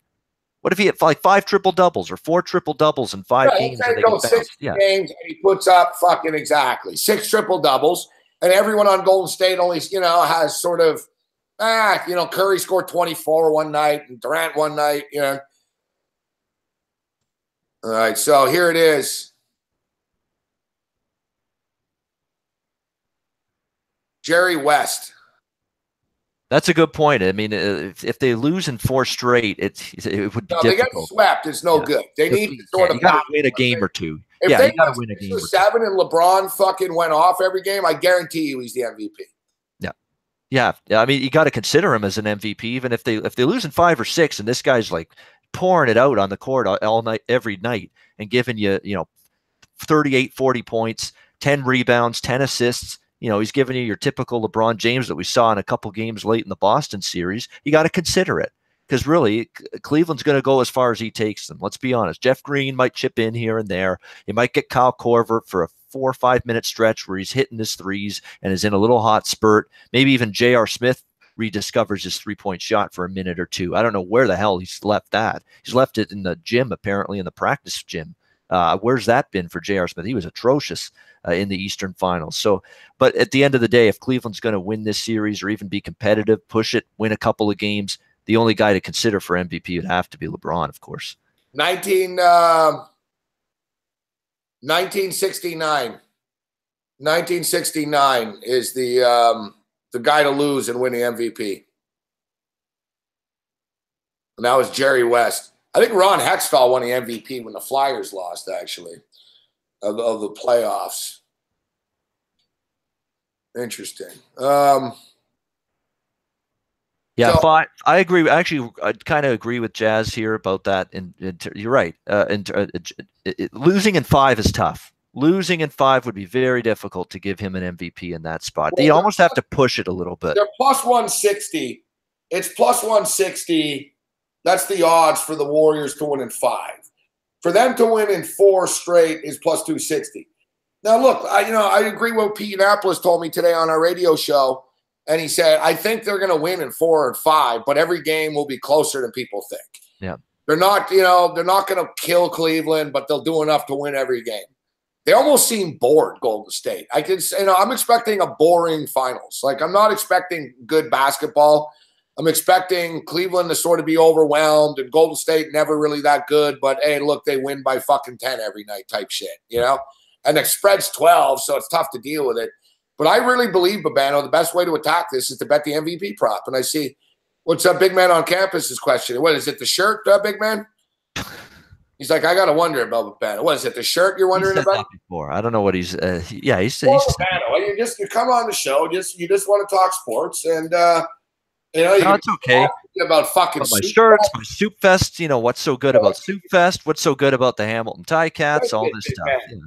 Babano snapped. He goes, I don't know why you guys are fucking still talking about Soup Fest fucking 5 months later. I'm not upset about it. I'm not one bit upset. I'm just about it, Babano. You did. Like upset. everyone in the I'm chat was like, Babano's getting upset. I'm curious as to, you know, why the fascination so much. If you're that fascinated, do something about it. Come on up and see what it's all about. That's all. Settle down, Nate. He's Invitation. not the greatest of all fucking time. He hasn't cemented himself. And all right, everyone needs to settle down. Oh, right. Oh, he's referencing the keep wondering line. Yeah, you got to you love that, right, big man? The old keep wondering. Yeah, I got to wonder about you. Yes, that's what he's referencing. Okay, and I said keep wondering. Yeah, that was a good one of my good moments there. Yeah. All right. So what's your prediction, Babano? How many games is going to go down in? I'm actually going to give Cleveland 2 games. And I'm going to say Golden State wins it on the road in 6 because we know Golden State can win it on the road. They've done that before. Golden State, like LeBron is really, let's be honest, LeBron's playing extremely well right now. He's been fantastic. I mean, he was phenomenal in Game 7. He was a pillar of strength, a tower of power for the Cleveland Cavaliers in that 7th game against Boston, making great passes. What about the feed down the court like a quarterback to the receiver, to George Hill, you know, to put that layup in, to put that game away? What a play that was by LeBron. He's making shots. He's hitting threes. Just about his gas tank. How much has he got left in him one more time here? But I think with the level LeBron's playing at, even though he may get very little, if any, help from his teammates, he is good enough right now to maybe push this to 6 for the Cleveland Cavaliers. I wouldn't put it past him, Gabe. I really wouldn't. Not at the way he's playing right now. I'm not ripping him. I'll give him motherfucking credit if he listen, LeBron's stock is raised in my opinion as well. And what he's done, I can't deny his accomplishments here. But winning, you know, if he sends this to 6, that's fucking impressive to me. If he sends this to 6, that's impressive. Look, the Warriors to win in 6, Babano, is plus 450. Pretty sweet. That's a good one. That's one I'm definitely eyeing. I'm eyeing that one exactly in terms of exact series bet. 6 is something that's totally, I think, within the realm of possibility. Could see that happening for sure. People are betting on the Warriors a lot, man. The Warriors were plus 1. You don't usually see movement on these prop bets. The Warriors were fucking plus 160. And Iguodala, that's exactly. We haven't even mentioned Andre Iguodala not playing in Game 1. That's why I think Cleveland, if they've got a chance to steal a game or at least compete, hang in there, it's Game 1. Tomorrow night, getting what, 12 and a half, even the 13 is out there at Westgate. I'll grab me some plus points here with Cleveland. Like I say, LeBron's been off since Sunday. This is going to be as fresh and as much gas as they're going to be in his tank from how rested he is in a single game in these finals. It's going to be this game. He's going to have the most days off here before Game 1 than any other game in this series. This is the time for him if he's going to show off and have a big-time game and big-time effort. All right, somebody's asking, they said they're going to a mainstream radio station for a job interview. Any advice? Yeah, I said be yourself. If you go in there and pretend you're something you're not, and then suddenly you get the job, and, you know, that's like whenever I go to these stations in my early days too, I didn't hide around, man. Like when I went to Chum and the first big station I was at after being at CFMB, I gave them pretty much like my craziest shows. I really did. I didn't just give them a little snippet of me talking normally about the fucking Montreal Canadiens for 5 minutes because that's like fooling them. I would have given them that and then suddenly been on the air and been a big psychopath. You know what I mean? So I put it out there right on the front. I gave them the crazy shit. And I said, it's not always that crazy, but sometimes it gets like that. And they knew, and they were like, oh, it's okay, fine. And they, you know what I mean? So, don't, and I'm not saying you're going for an on-air position even, but my advice to you is, don't fucking fake and shit. And secondly, whatever they offer you, just fucking take it. It's hard to get into the industry. You can start working your way up the ladder once you're in. And my other advice to people is if you want to get into it, it's not like think, oh, I want to get into sports, but I got offered a job at a country radio station. Just take the job at a country radio station because it'll be easier to get a fucking job at a sports station once you're in a radio station than it will fucking if you're on the outside. You know, that's the thing. People, I want to work at fucking a Fan 590. Yeah, well, good luck with that, kid. You know what I mean? No, go to fucking one of their fucking other stupid Rogers adult contemporary shit. Take the stupid weekend shift, and then you're in on the fucking loop when the fucking sports network is always looking for new people because you're in a company email chain, right? So that's the thing. Take whatever position they offer. All right. So,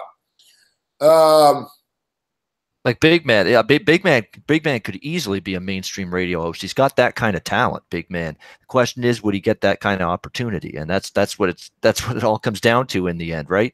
Do you get that opportunity? Does someone open the door and say, "You're good. We're taking a chance on you"? That's what it all boils down to when at the end of the day. Yeah, that's the thing exactly. But nobody walks in off the street and gets put on the air, right? Yep. I was kind of an exception at the station I went to after, but even me, like I paid for my airtime at first. I was on a community radio station. I bought air fucking time. So, I created my own fucking breaks, and then the show became popular, and then mainstream radio stations said, "Hey, why don't you come to our station and do this show?"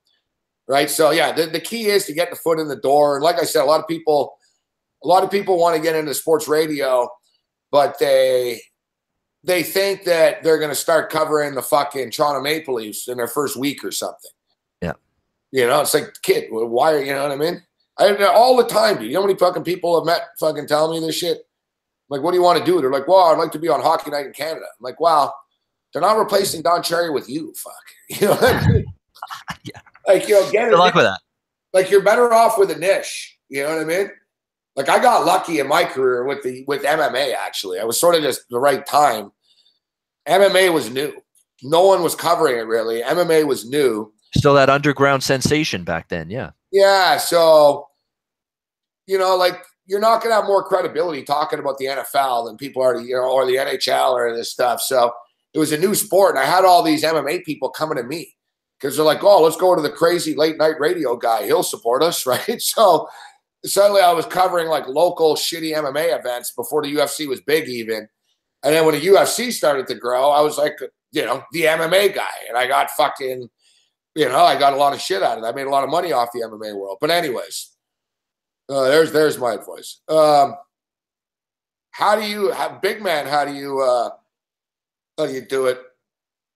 Well, Big Man, you're already kind of known. So if I was you, I would, if you want like the whip and shit like that, you basically speak to the fucking GM at the whip.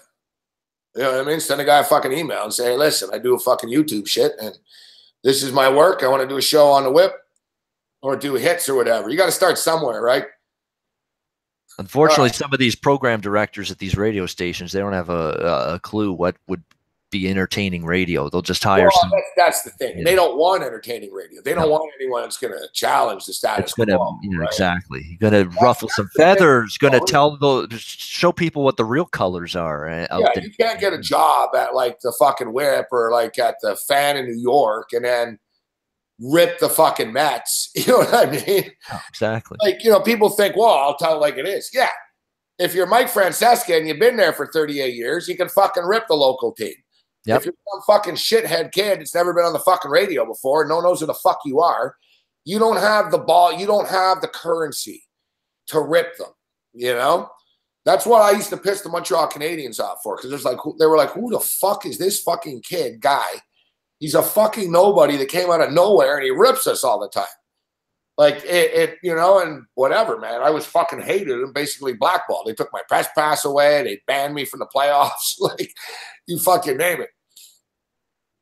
But anyway. Well, that's the thing. That's why I'm not getting in on Rogers Sportsnet 590 The Fan, because especially after today, I mean, on the roundtable show, I said the Blue Jays are my bet against team right now because they can't do anything right. They're starting pitching stinks. Nobody can pitch deep. You got Russell Martin playing 10 different positions on a daily basis.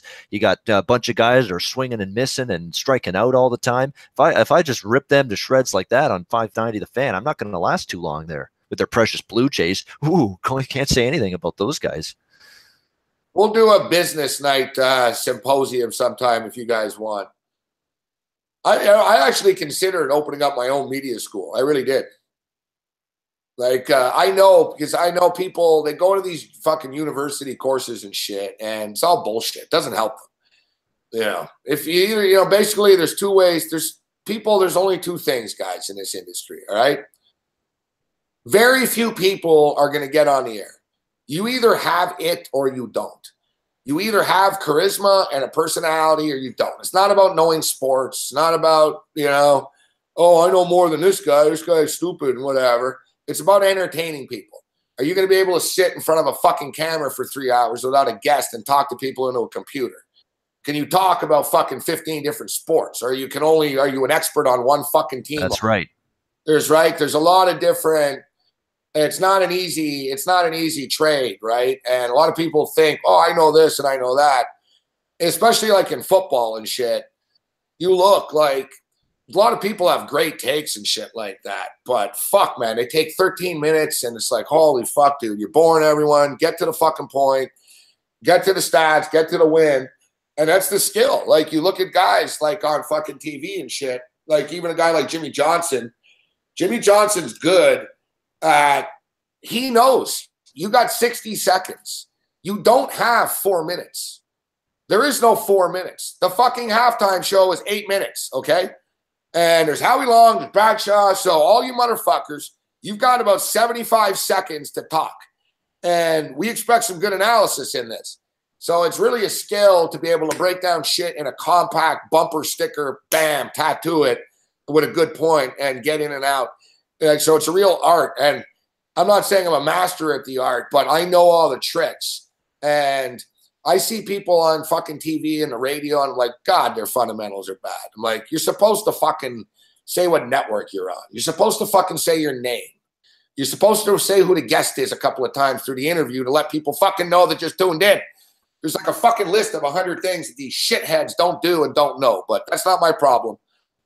Hell, you're on the SBR platform, and I'm hearing you earlier in the show saying Ian Cameron, Bobano with us, and then you keep going on with our little talk here. Even you're doing that now. The principles of being a good radio host, mentioning who your guest is, and you did it earlier in the show. And you know what's funny, Gabe? Let's even step back. Why am I even talking to you right now?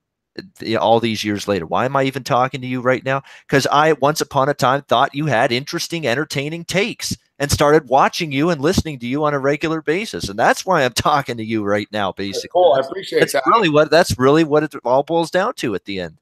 That's the best part, actually, when about a lot of people, I appreciate that, man. A lot of people, you know, like look at Avery and stuff. You know what I mean? With his videos, gets into the career. You know, I like to see people succeed more sometimes because, it's like, man, it's a tough industry to get into. But I've had a lot of people come up to me. A lot of people in the industry are like, man, I'm fucking in this industry because of you and watching you on TV before and realizing that, man, I could be myself and shit and not have to be this, whatever. I'm not the best role model, though, like for people to go by, you know, like to make it. Because, you know, listen, I'm kind of an outlier here, but I do know what I could tell other people what not to do and what to do. You know, I know the rules. I just like to break them. But I know a lot of different rules. I can say to people, look, Richard Garner is a genius when it comes to this shit, right? Created Hardcore Sports Radio, smart guy, understands talent, understands character, understands personality, understands who can entertain and who can tell a story, etc. And Richard Garner used to tell me, fucking, remember his famous meltdown? I don't give a shit about your university fucking degree, fuck. He goes, can you fucking entertain people and do you know what you're talking about? Like, that's the thing. People think, oh, I went to journalism. It's Northwestern or Syracuse. Good for you, fuck. You'll be lucky if you write copy for ESPN Sports Center. You know, that's the thing. So there's two type of people, guys. If you want to get a job in that industry, just accept you're not going to be hosting Sports Center. You're not fucking Natasha after work, okay? Like our boy Eric Cohen. You don't think Eric Cohen's frustrated, Babano? I know he's frustrated. He's thinking, fuck these guys on TSN. I'm smarter than them. I know way more about sports than they do. Well, whatever. They're a lot better looking than he is. They're younger than he is. They're skinnier than he is. He's not going to have that job. But no, they want the pretty looking, good, exactly, the ones that are going to appeal right? visually. I don't have that look. Exactly. I don't have the look. I'm not good. I don't look like what they want you to look. So, but he's got a job at TSN. So, you know, he's got to accept. Listen, you work at Sports Center. You're not on Sports Center. You work at Sports Center. A lot of people would like that job. But Eric Cohen, if he admits it to himself, and you sound like you're backing him up on this, he wants to be in front of the camera, not behind it. Like, and who wouldn't? Well, nowadays though, no one, you don't need these stations nowadays anyways. There's the internet, right? Exactly. Yep. Yep. I mean, look, there's fucking chicks that fucking talk about makeup fucking, they get 2 million hits and shit. And that's the thing. And like I say, why am I talking to Gabe right now? Because I started to tune in and listen and found out this guy's got interesting, entertaining, sometimes batshit crazy takes. But hey, I thought I was entertained by it all the way. You're not going to get batshit crazy takes on sports. Which one of my takes is batshit crazy? I'm bang on all the time. No. Oh, yeah. I mean, I've had a few maybe, but I don't think too many. But you're not going to get batshit crazy interest like those kind of opinions on Sportsnet or TSN radio or any of that. And that's why the people that are watching you and have watched you and listened to you for years are still here. You know why people are here tonight? They're here to win money. All right, how many of you motherfuckers tailed me, man? How many of you tailed me? What did I tell you? I said, let's go over 172.5. And then I said, why are the Washington Mystics only -2.5 right now? Boom. Winner. Cash it. 2-0. We went pretty big on that. Fucking, we're now 3-0 in the WNBA this year. Well, I'm going to have to pay attention to that. There's a real good guy on the SBR platform, Rich Banks. He's a regular in the chat all the time. He posts WNBA. He started really well, and I've been tailing his picks. Like, I know nothing about WNBA, but if I see people that are doing good with it, I'll ride right alongside Shotgun. The panel talks right through the audience. Oh, we're doing the applause. Sorry. Dude. You do that all the time about it. You're always talking over our effects and shit. Yeah, how many of you actually fucking tailed me on that? I don't know what's going on with Big Man and Alex, but chill out, settle down, everyone. Did anyone jump on that, or is it just me? I want to see here. Anyone jump on this? Nobody jumped on. Come on. Nobody paid attention to me. You guys fucking listen to my Japanese baseball picks, but you don't take my WNBA. We just went 2-0. 2-0.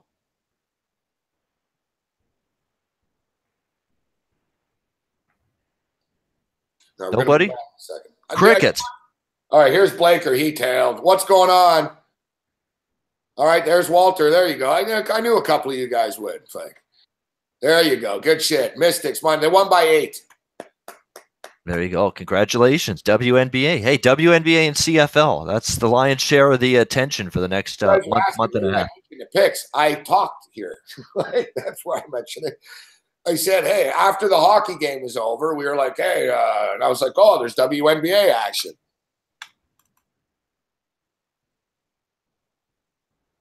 Last night, we gave the Japanese baseball pick the other night, and we won that too. Fuck. That's just gut intuition you're going on with those, right? Yeah. What, Japanese baseball? Japanese baseball. Or do you have a little just like light knowledge of it? No, I know. I've been following the Japanese baseball league for about 20 years. So I can't rattle off all the players' names and shit, but I know who's good and who's not. And, right. I follow the Japanese. I'm not just like randomly guessing. No, But I really only bet totals with Japanese baseball. Yeah. An under league, right? So I sort of try to identify the under of the night, the couple of unders of the night. But that was nice because I've had a lot of bad luck with baseball tonight. So it's nice to hit that WNBA, get back some baseball monies, It's amazing when I'm looking at Bet365 right now. It's amazing how much shit you can bet on there. It really is. I mean, holy mackerel. That's probably where you have your Japanese baseball. It's probably where you bet it. But look at this: cricket, beach volleyball, handball, netball, rugby league, surfing, trotting, water polo, table tennis. Good, yeah. Never ends there. Plus, we told you guys too. We're on a Dodgers Mariners parlay here. Dodgers are up 7-1 right now. Mariners are up 5-3 in the 6th. So that we're not out of the woods there yet. So. All right, so Babano says Cleveland Cavaliers win 2 games. Warriors win the series in 6 games. Before we get you out of here, I'll just bang off a couple other props here, and we'll quickly hit the CFL. Let's see. Most points in the series. So who's going to score the most assists? Series handicap. All right, here's one. Golden State Warriors -1.5. -1.5 games, -450. Golden State Warriors minus 2.5 games, minus 2.5. So you could take the Cleveland Cavaliers plus 2.5 games at plus 162. That's the one that interests me, the Cleveland plus 2.5. Cleveland plus 2.5 is plus 62. But let's see, what was the correct score? Yeah, why not just take Golden State to win in 6 at plus 450? Yeah. The handicap bet's no good, but man, you're getting better math than this one here. That's weird. Yeah, you're right. The math doesn't add up. Like it's plus 2.5, plus 162, but why not just take the Golden State Warriors to win in 6 at plus win in 6? No, exactly. On the exact series bet. Yeah. I know it's weird that you figure that every bet would always be equal, that they'd think about it. No, they wouldn't do that, but you'd be surprised, dude. Like, that's why I poke around, man, on these props and shit. I'm like, man, it's the same bet, but it's fucking 162. Like, anybody that's doing that is getting suckered. You're getting suckered. I'm looking at, I see it right now on there. Cleveland plus 2.5 plus 162. And then I go to the exact correct series score. Golden State wins 4-2 plus 4. Why would you play that at, you know what I mean, at 162? Because the only thing is, they're saying, well, I don't know, maybe fucking Cleveland wins in 6. They're not winning in 6. It's Golden State in 6. Like, it's a bad bet at plus 162. Of course, plus 2.5 means they win in 7. You cash that too. At the plus 2.5, but still, I don't think it's worth it at that plus 162 price. No, these are the little intricacies that we just sort of assume that people know, but it's a similar situation, Bettman, with football. And I know you're not the biggest teaser guy, but I always do it. You know what I mean? You always got to look at the, okay, money line parlay or a teaser. And you'd be amazed. Like, sometimes, you know, the teaser is minus 130 for a 7-point teaser, but you'll have two teams that are 6-point underdogs, and you money line parlay them together, and it's minus 106. And you're like, wow, why would I lay the minus 130 on a teaser if I can just money line them anyways? Fuck. Yep.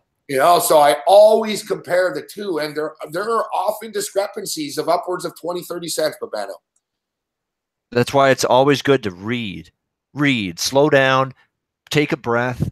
Don't just clickety click. Look around. Exactly. Don't be a bingo 066 guy. Clickety click. Here's 066. No, slow down. Look at what you're doing. Think about what you're doing. Then pull the trigger and place your wager. Just read every word in the sports book on every wager you're thinking of, because I see people just fuck up their lives, you know, just not reading things and fuck up their accounts doing things because they thought it was something else and didn't read properly and didn't comprehend properly. And that's unfortunate, and that sucks, and that shouldn't happen. All right. So, did you know that Big Man on Campus? I included you in the tweets. You have a new Ticat compadre here. I saw that yesterday. Apparently, Big Man decided to put his CFL fandom down with my Hamilton Tiger Cats. We're happy to have Big Man on board. Even though, let's be real, I think the team that's most close to the Eagles is the Bombers. So, you know, but the thing is, because of Auburn Wild, everybody hates Winnipeg. So Big Man didn't want to be associated with Winnipeg Blue Bombers, but the Bombers probably are the closest to the Eagles, I would say. They're fans, just the team, they're stylish, everything. But Big Man wanted blue collar. Winnipeg's blue collar. But you guys, the Hamilton Tiger Cats, you guys are a lunch pail franchise, Babano. Oh, if he wanted blue collar, yeah, he picked the right team. That's what Hamilton is to a T. You know, we're blue collar to the tits here in this city. That's yeah, exactly. Steel Town. Yeah. 100%. We're blue collar to the tits. I mean, it's a hardworking city. It's not exactly, you know, overly a rich, it's not a rich, big wig city. It's not a, you know, a huge, big money city, but it's a hardworking city, good, honest people. Money up there in Ancaster and shit, though. That's the areas. Yeah. That's where you get a little more into the ritzy areas. Ancaster, Burlington. You know, there's a lot of places like that in Burlington. I mean, that's a very, very burgeoning area. Those are rich parts, dude. Like, they're fun. No, extend even into Oakville as well. Yeah, yeah, exactly. Burlington, Oakville. Four lives up there, and like Burlington is rich, man. I know my uncle lived there and shit. But you're right. Downtown, Hamilton, the core is like, it's a neighborhood. It's a small, yeah, exactly. It's a working class town. Yeah, I'm telling you, all these people that are probably flocking here the last week or so coming to see and report on and follow Johnny Manziel. They're probably these guys that know nothing about Canada. You tell them, hey, we got to go through Burlington to get to Hamilton. Did you know that? What do you mean? What are you talking about? Why are we going through Vermont? I mean, what the hell are you? It's probably people like that wouldn't know anything about this part of the world or this part of Canada. But you got some people like that from ESPN coming up here and following the Ticats now with the Manziel thing in town. That's right. So, yeah, guys, hit the like button here. Guys, only 41, 5 thumbs down. Screw you. Give us the like button for SBR. You're supporting SBR, not just me. So that's right. Johnny Manziel makes his debut. There's going to be, the media circus is going to be there. ESPN's going to send someone up, taking on the Toronto Argonauts on Friday night. Is this game on TV, Babano? It is actually. It's TSN on Friday night. Nice. So TSN. No TV for me though. I'll be there front row center. Yeah, you're going to be there. So what? You have good. What section are you in? You have good seats. Yeah, section 112, right near, just off of midfield. Yeah. All right. So Babano's going to be at the game on Friday. We'll be watching the game live on TV here. We'll be joining it late. So there's going to be point spreads. They'll release a point spread like Friday morning for the game.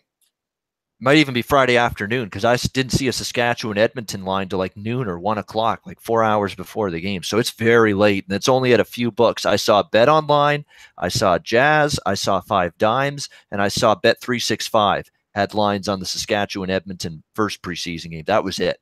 I mean, it's a very scarce market. So if you want to bet preseason CFL, you better have the right book. It's going to be interesting with Masoli and Manziel, real quarterback competition.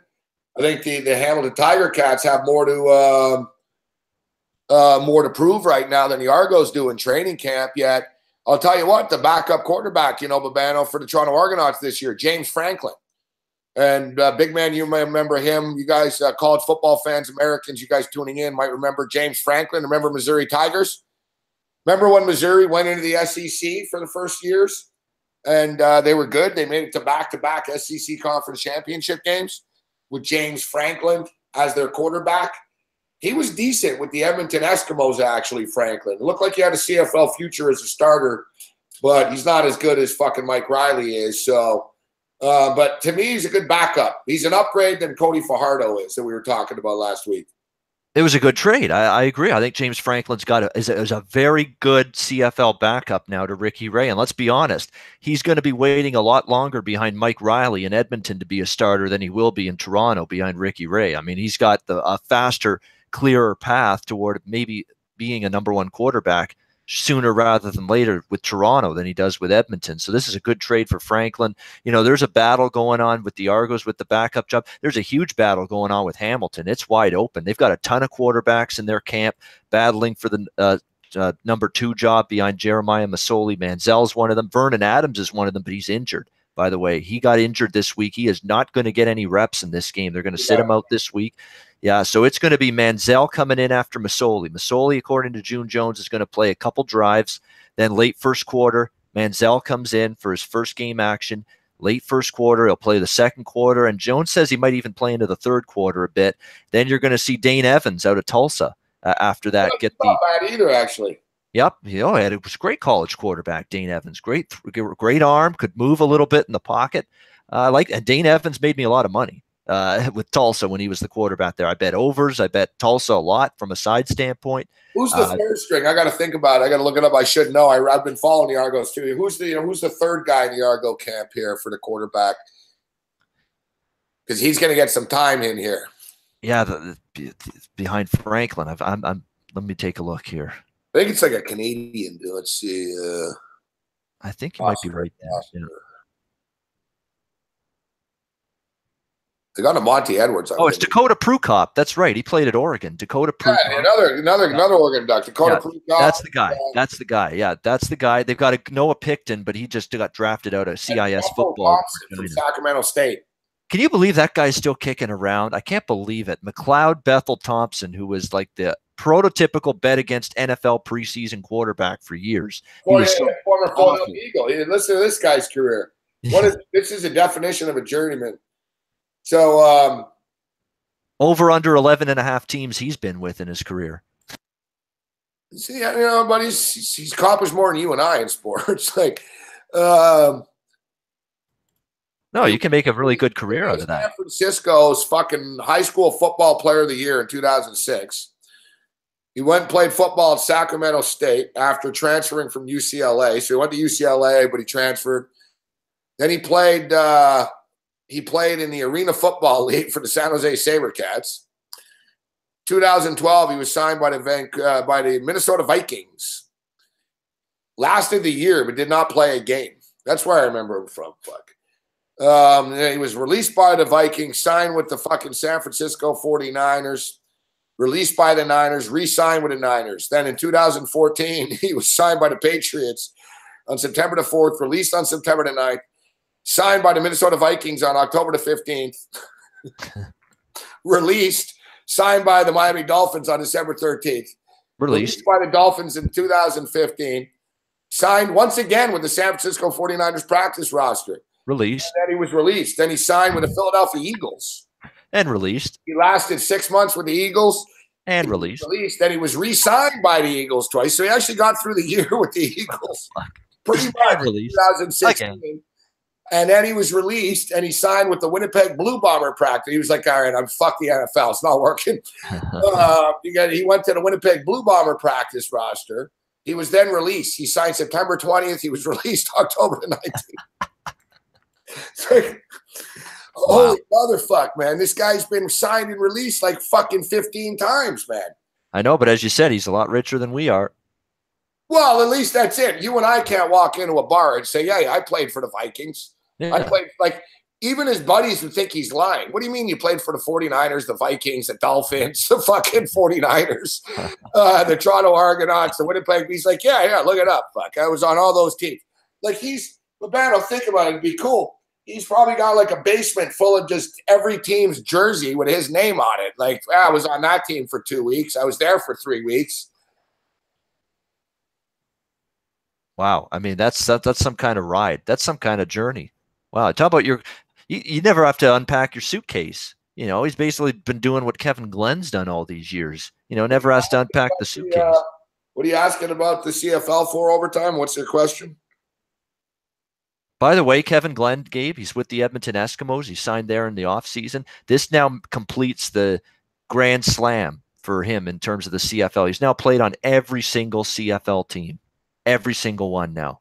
Kevin Glenn, congratulations. That's quite a feat. Now that he's finally in Edmonton, the one team he hadn't played for prior to this season. Now he's been on every team in the league. Yeah.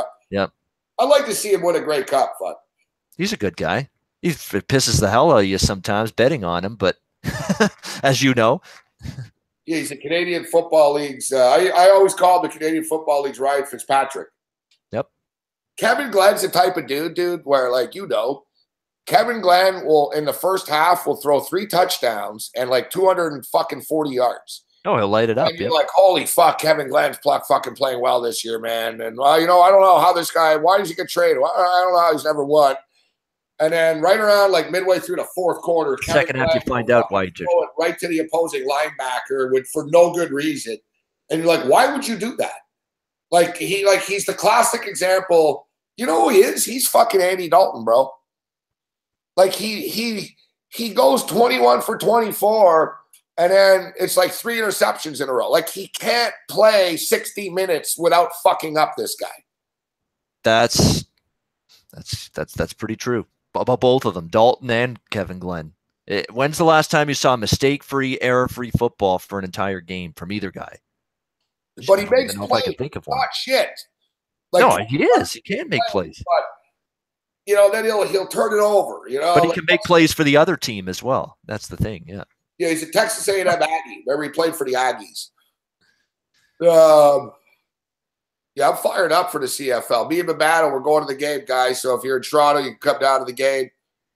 Calgary Stampeders and the Toronto Argonauts. That's a good game. Like, that's not some rinky-dink, game that they're starting out with Toronto. That's a big-time matchup. It's a Grey Cup rematch, too, for crying out loud. They met in the Grey Cup last year, Calgary and Toronto. It's a great game. So, yeah, come on out. If you're in the Toronto area, Saturday, June 23rd, BMO Field, big party before the game. We're going to be at the game and probably do a Patreon show after the game. So it'll be a lot of fun. I think we're going to shake it up a little bit. Maybe we will do a little bit something after the game, but I was thinking we're going to shake it up and do a pregame Patreon show.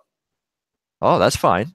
That'll Yeah. allow us time to, really get it, have fun after that. Exactly. Instead of, oh, we're going to, it's fun coming back here and doing the show and shit, but it turns into a shit show, and then the night's over. You know what I mean? Right. Yeah. No, I hear you. We'll do the show before. It'll be sunny out. We'll have like a little fucking pregame tailgate fucking show and shit. And we'll go to the game. And then after the game, fucking, there's not a rush. Oh, fuck, where's my charger? Fuck. You know what I mean? Like, I'm tired of that shit.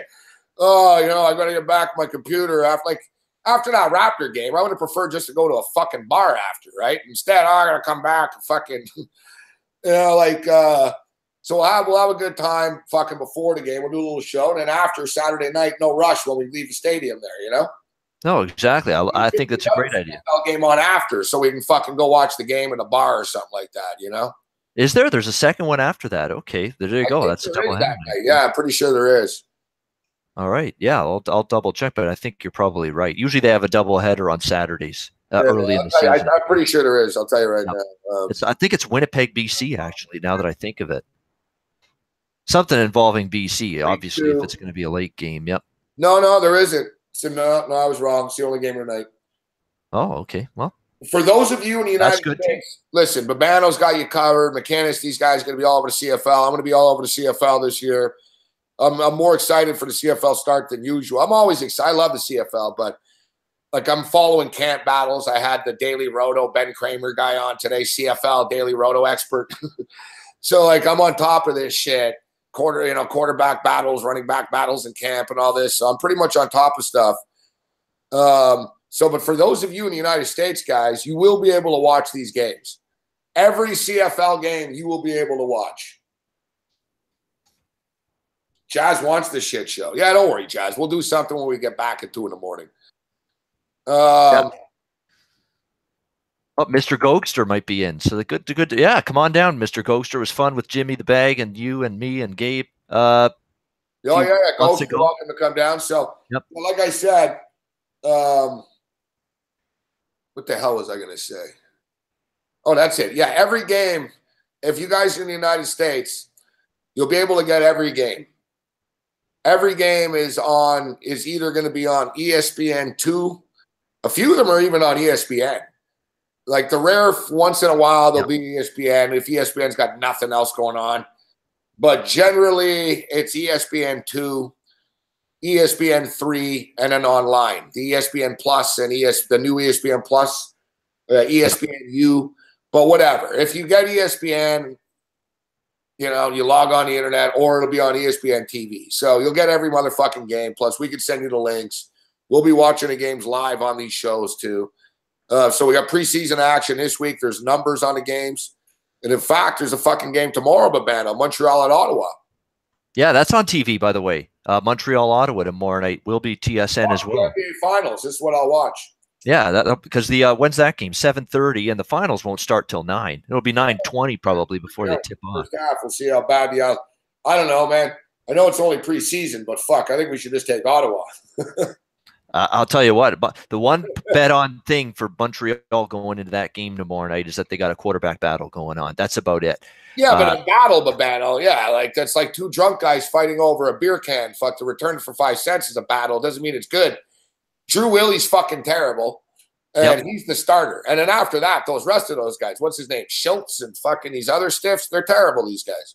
Yeah, Matt Schultz showed a little glimpse, a couple of throws last year, but he was very inconsistent. I mean, Antonio Pipkin's a guy they've touted, but he hasn't played enough. He's in the mix as well. Those are the main guys that are battling. Pipkin, Schultz, and Drew Willie. Drew Willie's going to get it. Drew Willie's going to be the week 1 starter. He's got the most experience. He's been around the CFL game now for a few years. He's been a starter in this league. Not a very good one or a consistent one, but he has been a starter at least in this league. So I think Mike Sherman's going to defer to give Drew Willie that first chance at it. You know where my problems stem with this team, Gabe, from the beginning. It's Kavis Reed. This guy should – I have no clue, none, zero, how he's still the general manager of this group. I really don't. He has been horrendous from day one, yet he's still here, giving him another opportunity to screw up even more. So until that gets changed, I don't know where Montreal's going. I really don't. I don't think they have any sort of long-term vision right now with that guy at the helm. Babano, all right, Babano. Before we let you go, I always love throwing random questions at you because you sort of – your answers are very Babano-ish. You know, we catch you off guard. I know you hate it when we throw random shit at you. So have you seen this today? People have been going crazy on Twitter with this all day with the favorite athlete stuff. I have. So I've seen that everywhere. Yeah. So favorite player. So rapid fire, Rabano. I'm going to throw it at you right now. Wow, rapid fire. You're right. I didn't post this on Twitter. So all time, I've your seen all-time everybody, favorite all time. player in each sport. NBA, all-time favorite player. Michael Jordan, because I loved him growing up, and I was into NBA big time watching Jordan. So it's an easy choice there. Yeah, yeah. I mean, for me, it's real tough. I like a lot of different guys, but when push comes to shove, how many times have I talked about Marv Albert and Mike Fratello, watching those two guys, NBA on NBC for all those years, and Jordan was always the highlight game. They gave Albert and Fratello the Jordan games, the Chicago Bulls. So got to choose Jordan. Yeah, I'm right there. Push comes to shove, I'm going to say Magic Johnson. Good choice. NFL. NFL player. See this one? Yeah, there's a lot of interesting choices for me. Favorite NFL player. When you're better and shit, it changes a lot of shit, right? Fan or better, yeah. You know, I like a lot of guys and dislike a lot of guys on a weekly basis. So it sort of wavers for me. But anyways, NFL, who's your favorite all-time player? Brett Favre. Brett Favre, man. You know, it's crazy. I was thinking about it. I'm going back to this is Ian the fan, by the way, answering. Yeah, no, exactly. The fan, exactly.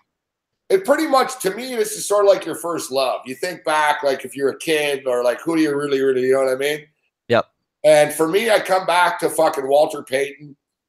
I was a big Walter Payton fan when I was a kid, and I still am. I just respect the guy a lot. But I'd say Walter Payton, Thurman Thomas, and Bruce Smith. I'm a big Thurman Thomas. Like Thurman Thomas is one of my favorite, probably my favorite all-time player with Walter Payton. So I'll say Thurman Thomas and Walter Payton. Good choices too. NCAA football. Favorite college football player of all time. College football.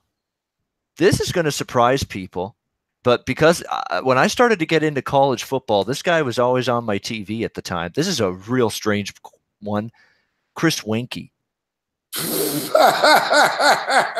That is strange, but that's going to be the curveball. He was on TV a lot. I was like Brian Bosworth, but no, you're not that old. But well, Chris Wenke. I'm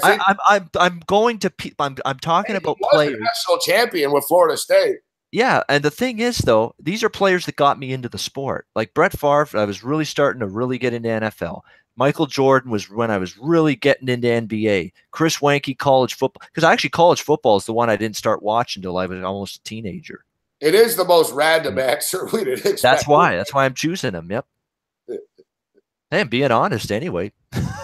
Clearly I am when I'm giving you that as my answer. Yeah. No, it's good. It's a gut instinct one. Exactly. Chris Wenke. He also played for the Carolina Panthers after. Yep. The best I remember, Chris Wenke said, he goes, yeah, I double date with my teammates. I go out with the mother. Great quote. All right. My favorite college football player is Herschel Walker. Herschel Walker. When I was a kid, Herschel Walker, man, was fucking, you know, he had the fucking cut off fucking jersey and shit. He was running people over, running past people. Bo Jackson, you know, is there, but, you know, for me, Bo Jackson was after. So I was more in awe of Herschel Walker. And that was a big era in college football that started to make it big, too. People don't realize, Babano, you watch one of those 30 for 30s on Bosworth, actually. It's the Bosworth one. And you don't, like, they even say, like, Keith Jackson was talking about it. And he basically stated, you know, college football was always popular and shit, but he said, really, it didn't become what we know. Sort of Herschel Walker was the sort of the turning point. You know, Babano, there was an era, man, in like 1980, 1981, 1982, man. Dan Marino, Pittsburgh Panthers. You know, it was like, ooh, special quarterback Dan Marino. And then this fucking freak of fucking nature, Herschel Walker, came along at Georgia. And there was an epic Georgia versus Penn State national championship game at the Sugar Bowl. I remember watching it. It's like a 10-year-old, 11-year-old there. And, man, being in awe of Herschel Walker. And even now, I mean, Herschel Walker is just an amazing athlete. But another one of my favorites there, I'd have to say, would be Desmond Howard, because I'm a Michigan fan. And you know, he was just a fucking stud, and we beat Notre Dame on an epic catch with him. So I love Desmond Howard, but Herschel fucking Walker, favorite college football player. Favorite college basketball player for me, Glenn Rice. Easy answer. For you, Babano, who? Carmelo Anthony. Honorable mention, Allen Iverson. Close between the two, but I'll go Carmelo because I had a big thing for Syracuse Orange back then. I was kind of like a fan of Syracuse for a while. Yeah, Carmelo Anthony, hell of a college player. National champion. All right, favorite NHL player of all time. Favorite NHL player of all time.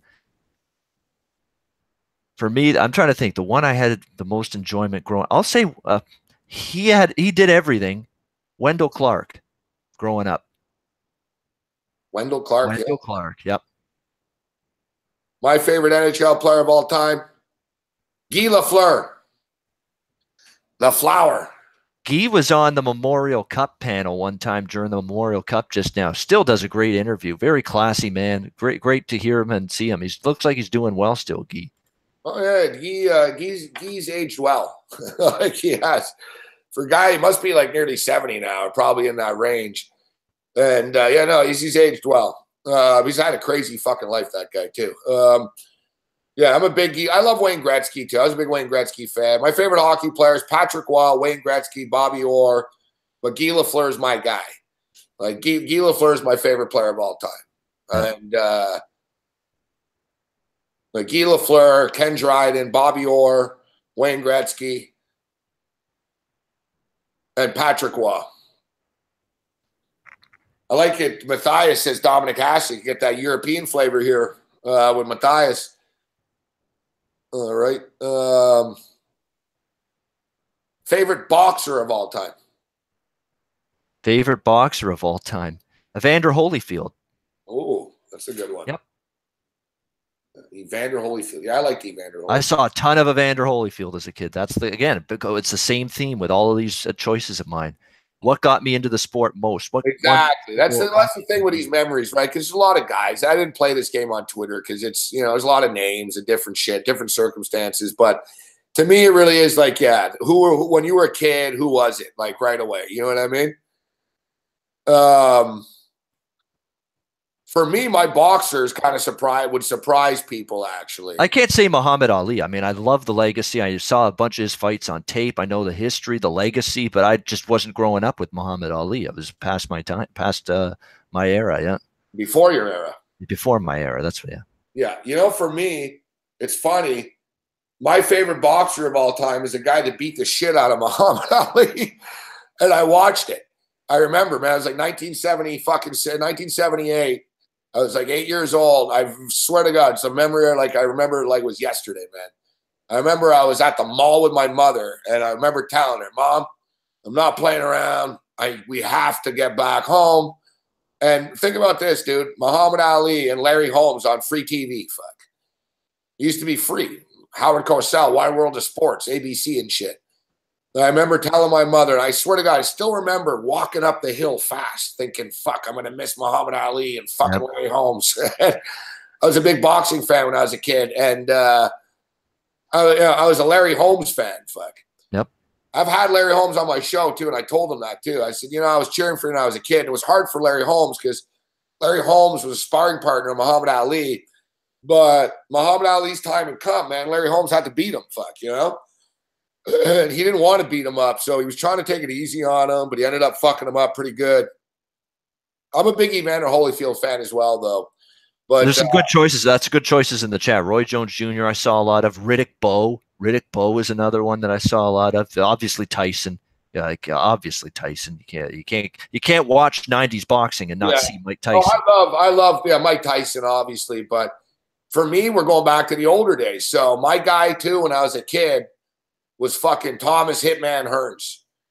Love that guy. Thomas Hitman Hearns, man. That was when there were wars. I got goosebumps now. Remember Hearns versus Hagler and shit, man? That shit was real, man. Sugar Ray Leonard, Thomas Hearns, and fucking Hagler. It was like a fucking trilogy of these three dudes just beating the shit out of each other all the fucking time. I wasn't a Sugar Ray guy when I was a kid. I liked the more bad guys, right? You know, I cheered for Apollo Creed, fuck. Yeah, Rocky. The hero. Like, I like the villain. Yep. So Sugar Ray Leonard was like, you know, the smiley guy and Sprite, 7-Up, and the Olympic medal and shit. He won in Montreal the medal, actually, at the Olympics in Montreal. But Hitman Hearns fucking just had the fucking, like the Jerry curls. You know, he was from Detroit, long fucking arms, man, would fucking, he'd get beat the shit up, but he'd come back. And like Hitman Hearns, man, was just a badass. Fuck. I loved all those guys, though. Ernie Shavers. All those guys from the 70s, fuck, you know, the late 70s. I wish I had seen that firsthand. I mean, obviously, I've seen some clips and old matches on specials and all that, but to see it actually as it was happening would have been cool. Yeah, Montreal. I love this. I love this history of sports stuff, Gabe. I love it. I've always loved it. If I could turn back time, like as Cher once said, and go back to all these old eras and watch them as they're happening, God, I'd be in heaven. I'd love it. I'd absolutely love it. You watch Hagler Hearns once a month still. If you go back, man, in sports history, if you think about it, the 1976 Olympics in Montreal, they were the most impactful sports Olympics in history of the Olympics. Now, from a cultural standpoint, Jesse Owens in 1936 in Germany is obviously the staple of the Olympics as far as the cultural phenomenon. But I'm talking about from a sports standpoint and the superstars that were from the 1976 Olympics in Montreal, guys. Bruce Jenner, now Caitlyn Jenner. Bruce Jenner, a white guy winning the fucking triathlon and the fucking the decathlon in the fucking Olympics was unheard of. You know, being the decathlon gold medalist is sort of like being the world's best athlete. You know, Bruce Jenner was, you know, on the covers of Wheatie boxes with the cultural phenomenon, and he ends up becoming a chick now. Nadia Comaneci, the first and only perfect 10 in the history of gymnastics. Perfect 10, fuck. Nailed it from communist Romania at the time. They're under a lot of pressure from Ceausescu and the fucking dictators and the whole 9 yards, man. This little girl goes to Montreal, nails a perfect fucking 10. Ends up still to this day is still the most iconic gymnast in the history of the sport. I've seen clips of that. She was the size of a peanut. She really was, yeah. That was at the Montreal Forum, Babano. Yep. That was at the Montreal Forum. Sugar Ray Leonard. Sugar Ray Leonard won the gold medal. Where? Montreal. Leon Spinks won the fucking medal. Where? Montreal. Like, we can go on and on as far as like mega superstar athletes that came from that 1976 Olympic Games. I was at the gold medal game, the soccer game, West Germany versus Poland. I went to like almost all. I was at the opening ceremonies, the closing ceremonies. I was at it all for the most part. But yeah, real impactful. And in boxing was so big after, guys. Roberto Duran and Sugar Ray Leonard, the first time they fought, where did they fight? Olympic Stadium in Montreal. You know, so Montreal, man, when people say like that juggernaut guy, oh, Montreal's a shitty sports town. Yeah, Montreal's a real shitty sports town. That's why fucking, that's why Roberto Duran and Sugar Ray Leonard, fucking neither of them from Canada, fucking fought in Montreal in front of fucking 58,000 people in Olympic Stadium. All right. Favorite wrestler of all time? Favorite? I got to go. I was going to go Benoit because I like Benoit, but I'm sickened by how that ended. I'm sickened by how that ended. I loved his in-ring work back when I watched WWE. So I got to go Bret. I got to go Bret Hart. The Crippler. I love when he was with the Four Horsemen and he'd come out 4. Bret Hart's the second clear choice behind him, so it's Bret for me. Yeah, good call with Bret Hart. Yeah. Owen was great. Don't underestimate Owen Hart. Back in the day, nobody knows that because I don't get involved in wrestling talk anymore because I just don't watch anymore. But I did in the 90s, and I was huge into WWE back then. The Attitude Era, Vince versus Austin, Rock back then, Hunter Hearst Helmsley. Then he became Triple H. I was big time into wrestling back then, big time, 20 years ago. Yeah, I have so many. I love a lot of these wrestlers, but you got my guy. You called him, man. Fucking Bret Hart. The best there was, the best there is, the best there ever will be. And let's be honest, I'm Canadian, so I cheered for the Canadian wrestlers. That's the way I did. That's what I did back then. Yeah. Yeah. To me, like Bret Hart's just he's the badass. Yeah. But when I was younger, I liked all the fucking bad guys. Like I liked Big John Studd, Don Morocco, Ken Patera, Greg the Hammer Valentine. Love Greg the Hammer Valentine. Ric Flair. I've really come to really like Ric Flair too, because I didn't get into Ric Flair immediately because it was already, you know, it was again before my era, Ric Flair when he was really in his prime. But I appreciate the hell out of Nature Boy and the career he's had now, and he could tell a story. He could have his microphone work was sensational. His in-ring work was some of the best of all time. He was the complete wrestler, complete performer. Really was. Yeah. Well, I like Goldust. I'm a fan of Goldust. Goldust. Goldust. Yeah. It's so cheesy. I like Goldust. Yeah, there's just so many wrestlers. Goldust. The best thing about Goldust is his intro music, his entrance music, legendary. And Mr. Perfect's entrance music, man. Kurt Hennig. Mr. Perfect. Kurt Hennig, fantastic. Yeah. You know, the thing with Ric Flair was, guys, and Ric Flair's great, and I'm a Ric Flair fan, but you know, I was on the East Coast, right? Ric Flair was always in that AWA shit or whatever the hell it was, in the Southern Circuit more, right? And Charlotte and fucking Texas and down south Atlanta. Yep. You know, I grew up more like, you know, with the All-Star Wrestling, the East Coast stuff, the Maple Leaf Wrestling, the WWE East Coast, right? Like Ric Flair was real Southern. It was sort of like Dusty Rhodes, right? Like Dusty Rhodes, Goldust's father. Legendary. He was great. Another great promo guy. I love Bobby Heenan. Fuck yeah. Bobby Heenan was great. Bobby the Brain Heenan's, you know, talk about a guy that could entertain just on the microphone. Same with Dusty Rhodes. Yeah. Favorite WNBA player of all time. No, I'm kidding. Could I name you one? Yeah, WNBA. I know. I told you. I did. We do the ESPN. If you want to get a job at ESPN, they ask you 20 questions. Like it's sort of like the entry level test. I've done it twice on the air, and both times, I got like 18 out of 20. Lisa Leslie. There we go. Lisa Leslie's one. There we go. And Kia Nurse is going into WNBA. See, I can throw in a couple. ESPN, they ask you if you want a job there. Which team did Kamisha fucking Cummings or whoever play for? I'm like, God, I don't know. Fuck. Like, I don't know, man. I'd have to wave the white flag on a question like that. All right. So, favorite baseball. We skipped the baseball. There's only two more. So, favorite baseball. Yeah, we missed baseball. It's one of the Blue Jays I watched growing up. I'm trying to pick who would it be. Joe Carter because of the home run. But Gruber's up there and Alomar's up there. But it's splitting hairs. I'll say Carter. Yeah. Oh, Joe Carter, not Gary Carter. Joe Carter. Yeah. Oh, yeah. Joe Carter. That home run had me at 8 years old, lifted off my seat, and I was just jumping up, just jumping when he hit that thing. And I'm hearing Sean McDonough, winners and still world champions, the Toronto Blue Jays. I was incredibly excited. Let's put it that way. I can't think, man, baseball, I have a lot, but my favorite baseball player is a strange one. Is Dusty Baker. Dusty Baker was my favorite player growing up as a kid. Along like the Dodgers and the Expos, like I was an Expo fan, but I was also a Dodger fan, like from 6 years old. So, you know, and Dusty Baker was my favorite Dodger. So I was a big Dusty Baker fan. But I'm a big Vladimir Guerrero. Vladimir Guerrero's on the list. He pissed me off that he's not going to the Hall as an Expo, but I still like him. Vladimir Guerrero, Gary Carter, Tim Raines. Pretty much the Expos. It's tough for me to pick, but Andre Dawson, like I like them all. Fuck.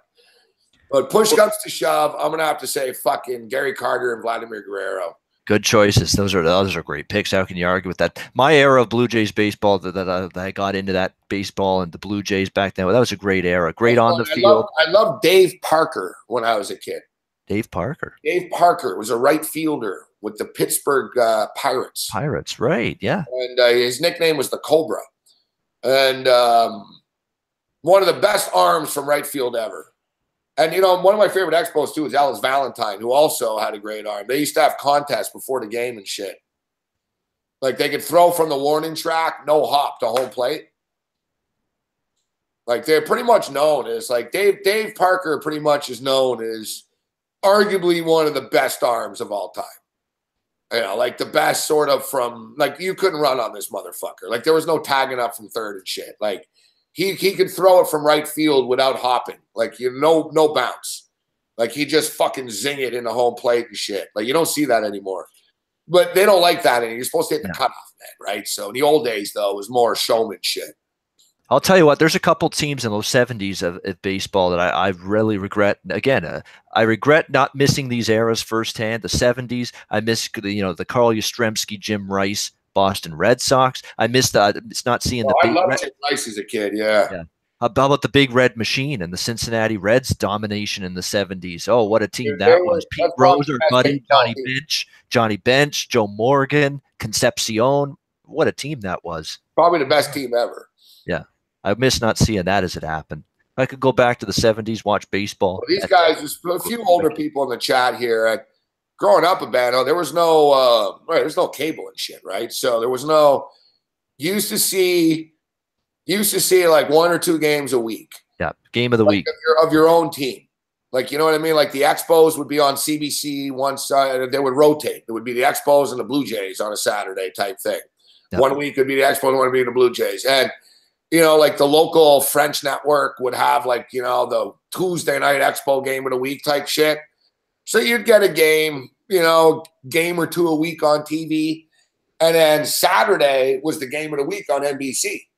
And it was a big fucking deal, like, to see the other teams. That's the only way you ever saw the other teams, is on the game of the week on NBC. And, I was thinking with the Big Red Machine. Remember, guys, the show This Week in Baseball with Mel Allen. And I grew up in that era, dude. It was like Johnny Bench and fucking Pete Rose, Tony Perez, Ken Griffey. Ken Griffey Sr. even, not Junior. And Sparky managed them too. Sparky Anderson. Yep. Sparky Anderson, yeah. Sparky Anderson. Wow. They were great. Earl Weaver was the manager of the Baltimore Orioles, dude. Look it up after Babano. Just look up Earl Weaver umpire fights. Yeah. Like Earl Weaver was like the definition of like the old school when like the fucking managers like face to face and bumping. Yeah. Fucking, you know what I mean? Like total crazy. Dude, like he used to go batshit nuts. Like all the managers in the old days, dude, they used to go crazy, all of them. Like kick dirt, throw the base. Yep. Kick dirt. Throw the base. Yeah. Earl Weaver shtick when he'd come out and he'd fucking kick dirt on home plate. So he'd come out and he'd start really, so he'd get kicked out of the game and it'd be a prick to the umpire. He'd go to home plate and he'd fucking, like, remember all the old guys that all go kick dirt on home plate? So the umpire would have to bend down and sweep it up. They'd be like, yeah, it's like making a mess on the way out. You know what I mean? It's almost like fuck you fucking asshole. I'm going to fucking throw dirt on the plate now. Like he'd go over, like he'd throw his hat and shit. Yeah. I'm going to be a dog to you. Clean up my shit, basically, is what the managers are trying to do there. Yeah. Oh, yeah. Lou Piniella, kick his hat. Oh, Lou Piniella had some freaking spaz outs. Oh, some of those, I've actually seen YouTube clips of these 70s, 80s manager umpire arguments. Some of them are hysterical. Oh, no, They're Earl Weaver's the legendary. king of them, bro. Yeah. Like Earl, like, dude, he is the king of them. And wait, I'm going to play one right now. We'll play the audio. We won't get tagged for this. There's a fucking hilarious one. He fucking calls an umpire a liar. And he's like, you're a fucking liar. And the umpire, it's mic'd up too. You can hear him. And the umpire said, or he called Earl Weaver a liar. And Earl's like, are you calling me a fucking liar? What you say? It's fucking gold. He'll see Earl Weaver. Oh, yeah, there it is. Yeah. Earl Weaver umpire argument just pops up right away. Here it is.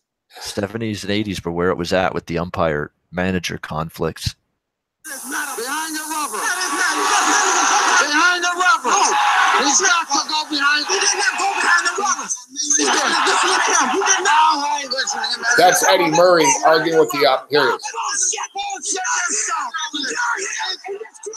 Just to fuck us. Oh God, that's gold. Just you to hear that? fuck us. Yeah. You're here, and your entire crew here is just to fuck us. Man, no one talks like this anymore except me. Yeah. That's why I grew up in the way I am, growing up around these managers and shit. Listen, that's gold. He runs on the field. You and your whole fucking crew are here just to fuck us. All right, I'll shut up here. It's just too good. Yeah, it's just a screw job. Behind the rubber. Oh, bullshit yourself. This crew is here just to fuck us. Yeah. That's great. Oh, you shit. yourself, Earl. You won yourself. You hit me? Yeah, because you put your finger on me. I'm glad you hit me. That's right. You're here for one job chance for second place. What's that, Earl? Just fuck us. Oh, you're full of shit. Fuck you. The ump's like, fuck you. You're full of shit. You put your finger on. It's okay. You ain't gonna knock nobody on your ass. You do it again and I'll knock you right in your nose. I didn't touch you. I did not. No, you're lying. You're lying. No, you are lying. You're a big liar. You are a liar, Earl. You are a liar. You are. The crowd hooting and hollering. You're here for one reason, the fuck is good. Wrong. That's the only reason you're wrong, Earl. And you'll have your chance tomorrow. You got it as quick as you can. What is wrong with you? You ain't no good. No, you aren't either. Yeah, you aren't either. Ain't no good. You're no fucking good either. Your ass will never have our games. I hope. What do I care? Yeah, what are you doing here now? Well, why don't you go to the league office and ask him? Yeah, I will. Oh, good. Don't think I won't. Good. And the quicker you get out, it'll be better. Yeah, yeah, that's right. You ain't going nowhere. You aren't either. 10 fucking years from now, who's in the Hall of Fame? Oh, wow. He goes, we'll see in 5-10 years who's in the fucking Hall of Fame to the ump. Look at this. He goes, I'm one more and I'm lost. The ump goes, no, you haven't. That's hysterical.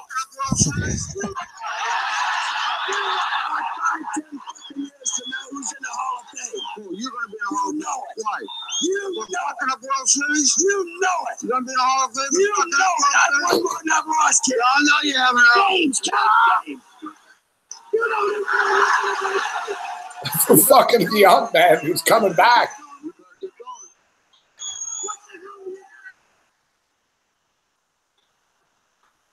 The ump can dish it out as good as he can take it, apparently. Wow, I was impressed. Good performance by the ump, even. You had your hands on it. No, that's wrong, Earl. Wrong.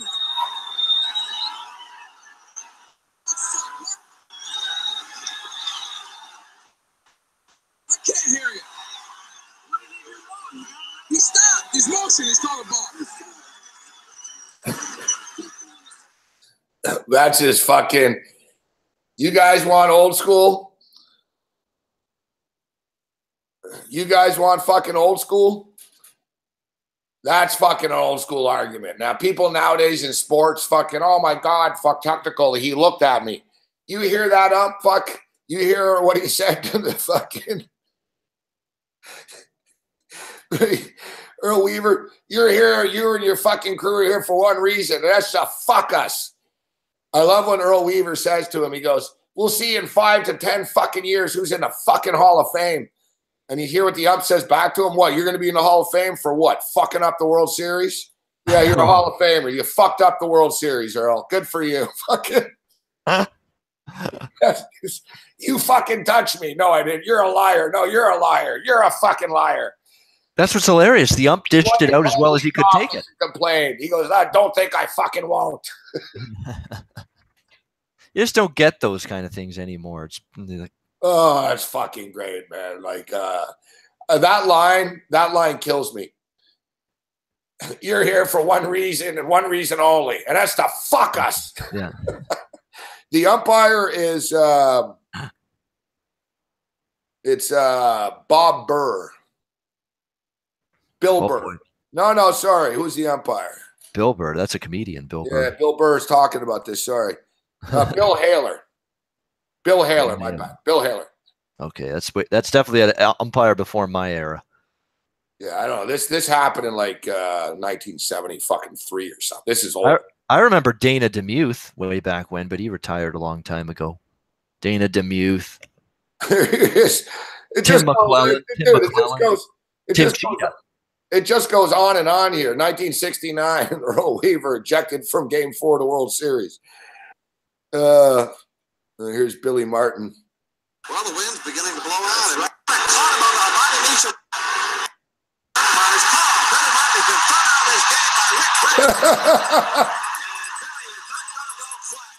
If this is gold, Billy Martin just started kicking dirt at the ump and picked dirt up and threw it at him. Like you can't do that shit anymore. Like it's just too good. This stuff. Like that's fantastic. You're right. When's the last time a manager's actually thrown dirt at an umpire? I don't even know if I can remember seeing it the last 10 years, let alone 20. This is another one too. It's a great baseball meltdown. This is Tommy Lasorda. Somebody asked Tommy Lasorda what he thinks about Kurt Bevacqua. What do I think about Kurt Bevacqua? What the fuck you think I think? He hit 3 goddamn fucking home runs. What the fuck you think I think? Every time Kingman went up there, he hit a fucking home run. That's the stupidest fucking question. It's like the best meltdown here. Let's listen.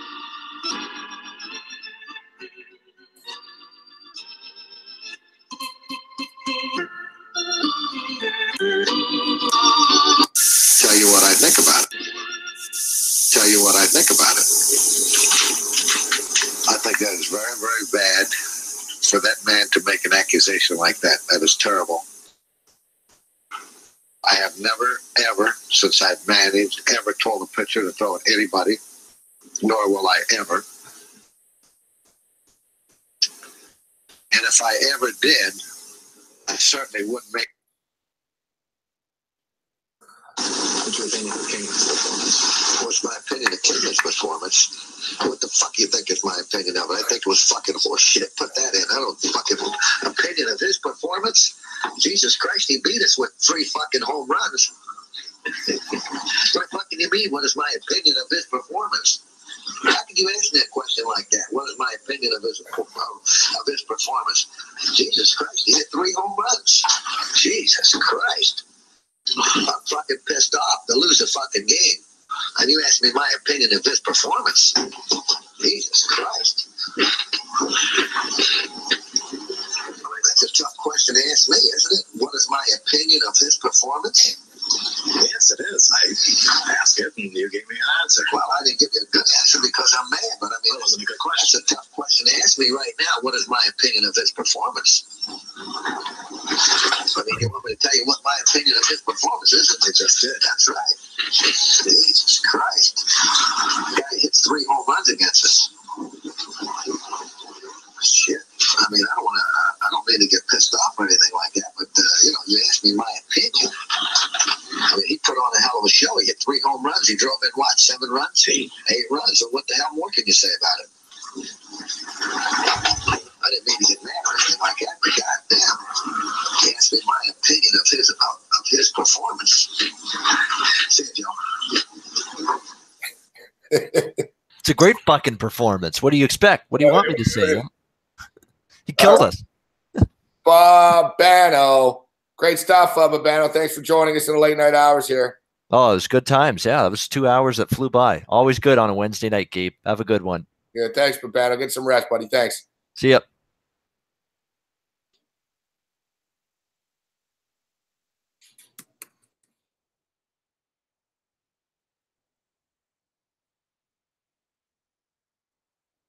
We played Winnebago Man a lot, but this is as good as it gets. We're up to our long distance dedication. And this one is about kids and pets and a situation that we can all understand, whether we have kids or pets or neither. It's from a man in Cincinnati, Ohio. And here's what he writes. Dear Casey, this may seem to be a strange dedication request, but I'm quite sincere, and it'll mean a lot if you play it.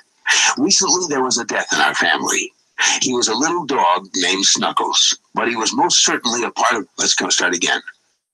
I'm coming out of the record. I told you, why you play this upbeat music when I got to talk about a goddamn dog dying? See, when you come out of those up-tempo goddamn numbers, man, it's impossible to make those transitions. And then you got to go into somebody dying. Get Don on the phone. I don't know what the hell they do it for, but goddamn it, if we can't come out of a slow record, I don't understand it. Is Don on the phone? Okay, I want a goddamn concerted effort to come out of a record that isn't a fucking up-tempo record every time I do a goddamn death dedication. Now, make it, and I also want to know what happened to the pictures I was supposed to see this week. Just last goddamn time, I want somebody to use his fucking brain to not come out of a goddamn record that is that's up tempo, and I got to talk about a fucking dog dying.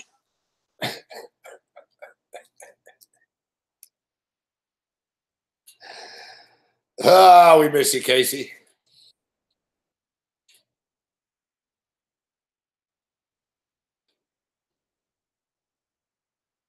That's the fucking best. And the best is, you know, so he's sitting in the studio, he gets pissed off. And, you know, he went in there, he wasn't even thinking about those pictures, but he got pissed off. So then it triggered, where are those fucking pictures I was supposed to see? And, you know, Don's like his fucking manager. Is Don on the phone? Get Don on the phone. He wants to complain. What the fuck? I wish I had a Don to get on the phone. Get Don on the phone right now. What's the goddamn line say, Tony? I don't give a shit. What's the goddamn line say?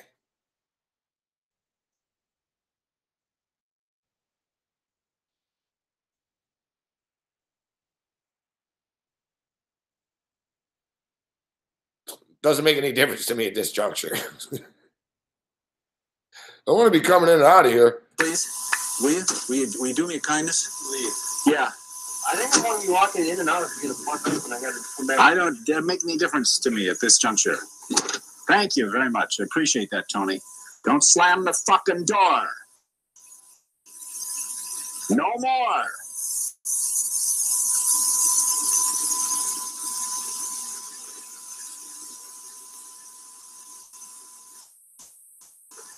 Listen, I'm going to give a clue here now. I don't want any more bullshit anytime during the day from anyone. That includes me. It's going to be very hot, going to be very uncomfortable for everybody. Want anybody yelling? We get anybody yelling around here anymore today, and then the shit is going to hit the fan. And they fit the diverse needs of a very big firm, and they fit the needs of a very diverse buyer segment. Why can't I remember? I wrote this stuff. Why can't I remember it? Man, why don't I say it fucking right?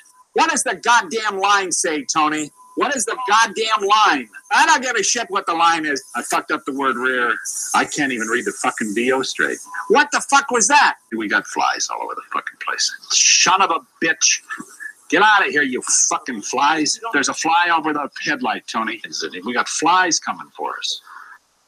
Fuck out of here, you flies. We got 3 flies, 5 flies. And if you will, make sure, if you will, we don't have that fly on the left side, on the passenger side, because that.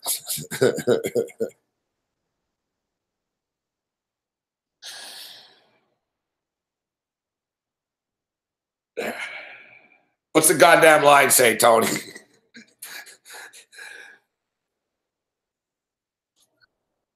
Tony's murmur's the best. Tony, you can do me a card. I don't want to be coming in and out of here if you're going to be yelling. It doesn't make any difference, Tony. It doesn't make any difference in this juncture, all right? Don't slam the fucking door, Tony. The way that he says fucking Tony kills me. Fuck. Don't slam the fucking door, Tony. What's the goddamn line say, Tony? The best. Tony's getting sick of his bullshit, too. So if you see the video, he asks fucking, he's like, Tony, can you get me a towel? And Tony fucking throws the towel at him. It's like a wet towel. He whips it. It fucking nearly hits him. Even when the bagel man starts cracking up, fuck. He's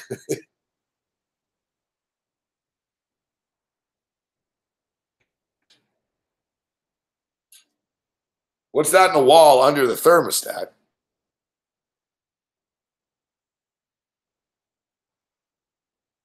Let's say that's the air conditioner.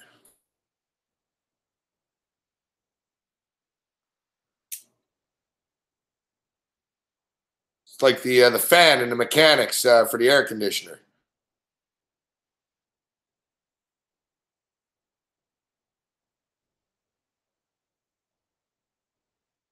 We'll look into Leland Bonds' rant, Chris Edge.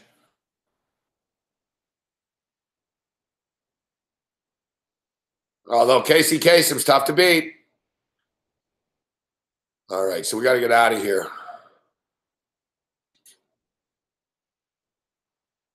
Got some table tennis right now. Hang Lam and NG versus Fan and Lin. I have bet on table tennis before, but I'm not going to right now.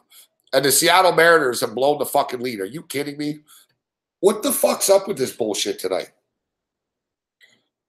Last night we lose that base. Guys, my baseball picks have been fire. Last night 7-1. Today, I have that parlay. Fuck. They're up 4-0, the Arizona Diamondbacks. They fucking lose. They had the bases loaded like 10 times, and they fucking lose the game. I'm going to lose another parlay right now. They just gave up 4 fucking runs, man. Fuck, I've had bad luck on baseball tonight on the Diamond. You know, the Cubs game, we lose by 1. Like, every fucking, like, man, they either blow leads or I lose by 1. I rarely get blown out with bets. I always lose in, like, painful fashion, fuck, but I'm kind of used to it.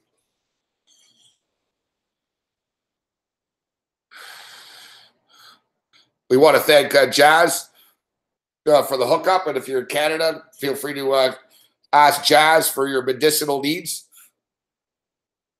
Yeah, I got bodies buried in there, fuck. I got Gary Bettman in there. I got Gary Bettman in a little hole in my wall.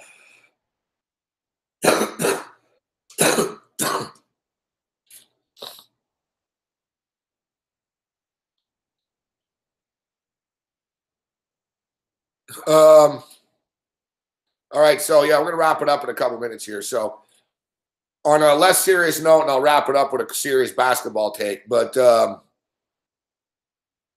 thanks, King Ganja.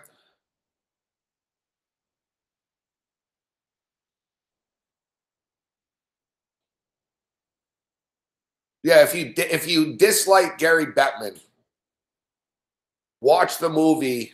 It's worth it.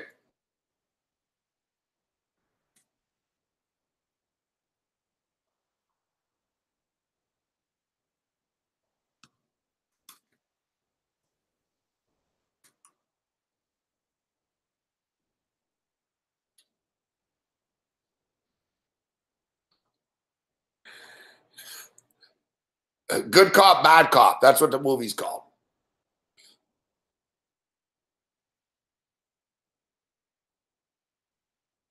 I'm from Montreal.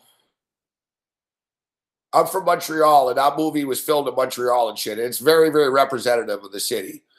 But so basically, the movie's fucking hilarious, guys. This is if you hate Gary Bettman. So the movie is basically, remember when the Quebec Nordiques moved to Colorado? So the movie is, it's in Montreal. They're in Quebec. They're in Quebec, whatever. They're in Montreal, Quebec, whatever. But they're in Quebec, and a Quebec Nordique fan, gets so pissed off about the fucking team leaving that he kidnaps Gary Bettman and he tortures him and shit. Like, Gary Bettman, like, must have hated this fucking movie. Like, he must have been like, holy fuck, they really hate me in Canada. So, like, basically, so Gary Bettman gets kidnapped and he gets treated like fucking shit in the movie. Like, they put him in a fucking hockey bag. And the thing is, the cops don't even like him, right? So, like, the cops save Gary Bettman and they leave him fucking, like, tied up and shit. It's fucking funny, man. He's like, I'm the commissioner. I'm Gary. But in the movie, they can't call him Gary Bettman, so they call him Gary Buttman. His name is Buttman. So he's like, I'm Commissioner Buttman. I demand. And the cop's like, shut the fuck up. He's like, I don't like you, all right? He goes, you fucking cocksucker, move all the teams to the United States all the time. Fuck you. He's like, the cop starts, like, yelling at Bettman and shit. It's a fucking funny movie, man. Like I said, it's a cop movie, but it's about they have to save Gary Bettman, but they don't like him. But they have to save him because some psychopath has kidnapped Gary Bettman. So that's the movie. Gary Bettman gets kidnapped by some nut job. And the nut job's funny, man. I don't want to give away the movie, but, like, he's got Bettman tied up in a basement and shit. He's fucking, like, yelling at Bettman, you fucking cocksucker, fucking move the Quebec fucking team. Now you're going to die. He's got, like, a fucking hockey stick, like Machete. He's like, I'm going to fucking kill you, Bettman. It's fucking hilarious. Like, Bettman was very offended by the movie and shit. But the thing is, it sounds like it'd be like a low-budget, stupid movie, but it's not. It's actually, like, well done and shit. But, yeah, the commissioner's name is Gary Buttman. It's fucking funny, man. Now, the only thing I'll let you know is the movie is in French and English, but they have subtitles. They have subtitles when they're talking a different language. So you watch the English version, it's all English, fuck, whatever. Like the guy will talk French sometimes, but they'll have subtitles when he does, but not much. It's like they really did a good job. Montreal's a bilingual city, right? People speak both languages. So they did a good job of making it realistic about the French guy and the English guy and shit. It was funny.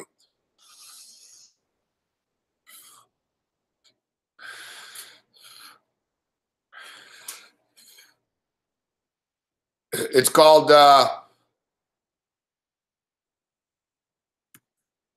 Good Cop. There's two of them. But you don't want the part two. You want the first one.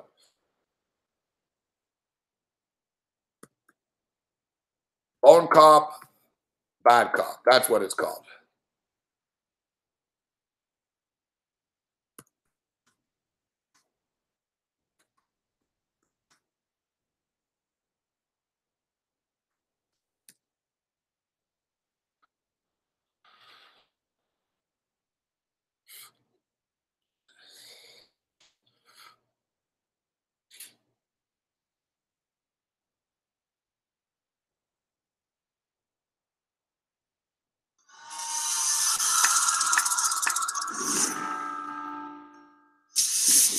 Some lunatic is out there killing members of the hockey community. For Detective Martin Ward, solving his latest case is nothing compared to getting along with his new partner. He's from Quebec. Martin Ward, David Bouchard. The subject was a true Quebecer. His heart is in Quebec. Yes, but his ass belongs to you.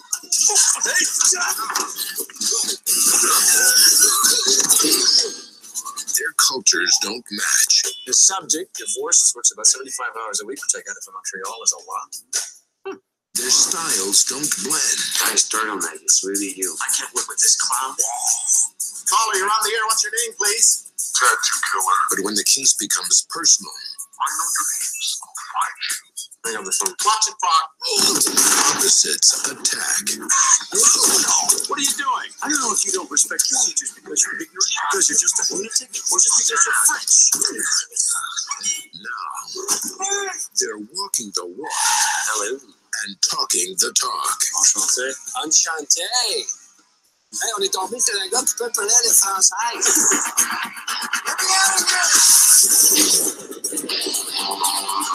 Suspect just died in your car. We have to report this.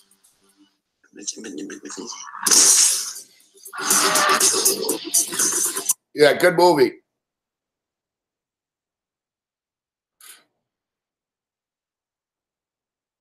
You'll get a good laugh out of the movie.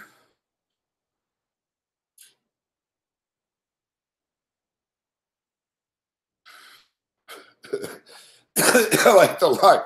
It's like they have like a Don Cherry ripoff. They have the same set as Hockey Night in Canada, right? They got the same set. They're in the Montreal Forum and shit. They filmed the movie in a Montreal Forum. It's fucking hilarious when he's like, there's a crazy man out there killing members of the hockey community. Like he fucking whacked like the fucking assistant commissioner of the league. Like he fucking whacked a bunch of people, but he's got to get to Bettman. Fuck. He finally gets Bettman. It's fucking hilarious.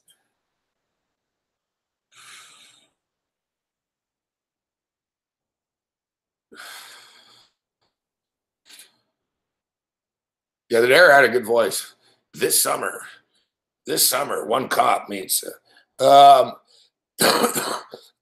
say the Expos are back, Brett Patterson, because Gary Bettman fucking hates Canada. Look, we know Major League Baseball is putting the Expos logo on Coors Light packages this week. We know they want them back. They're coming back. The NHL seems to not really care to Quebec. All right, guys, so we're going to get out of here. We'll have our radio show tomorrow at 4 o'clock on the Fantasy Sports Network. 7-6, Seattle's got something going on. 1 out. Sorry, 2 out, runner on first base. They just scored a run. They're down 7-6. Watch all the videos tomorrow. Hey, Donnie Rightside is going to be with us on the radio show tomorrow, too. So Donnie Rightside will be on the radio show. We'll get Paul Bovey. We'll break it down tomorrow on the radio. NBA Finals. Teddy Covers will be with us tomorrow night here on SBR. Yeah, the game will already be going, but we'll get Teddy's thoughts. Joe Lisi's ready to start talking college football. As soon as this playoff shit winds down, we'll jump into the college football talk. Well, we got the World Cup of Soccer coming up. Oh, you got the Italian Open teeing off here in the late night hours.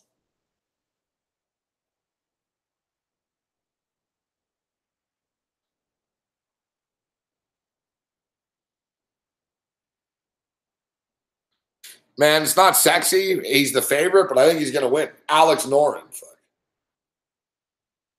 I mean, Alex Noren is on fire. Molinari, it's his home tournament. Tommy Fleetwood's 12-1. It sounds crazy, too, for the Memorial and in the morning, guys, the golf.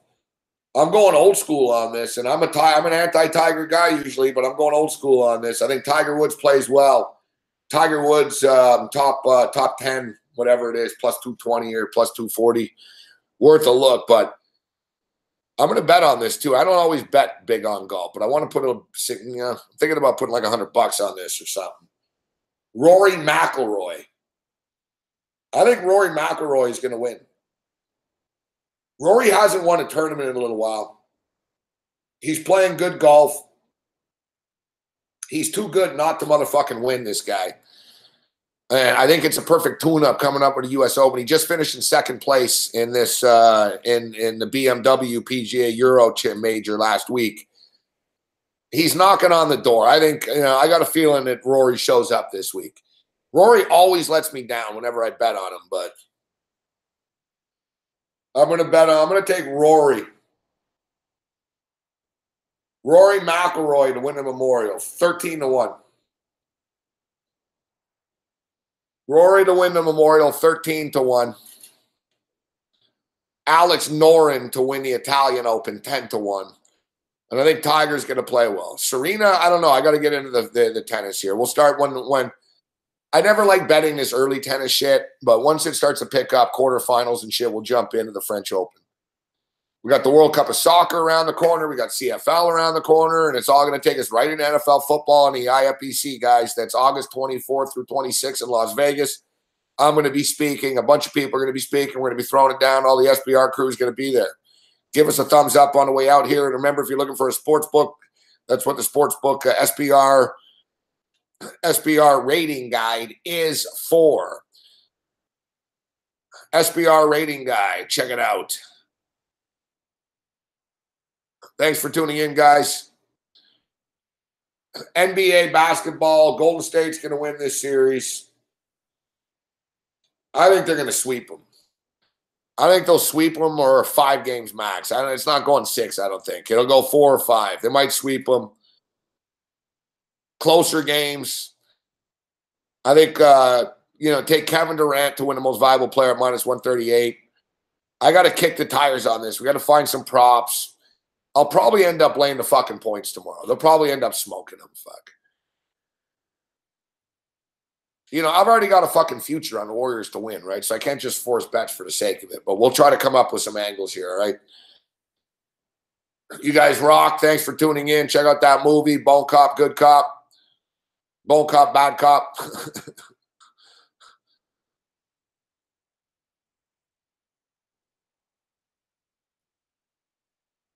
Getting flashbacks. I went to see that movie in the theater with a chick in Montreal. Fuck, she's fucking hot, that chick. I miss her. Fuck.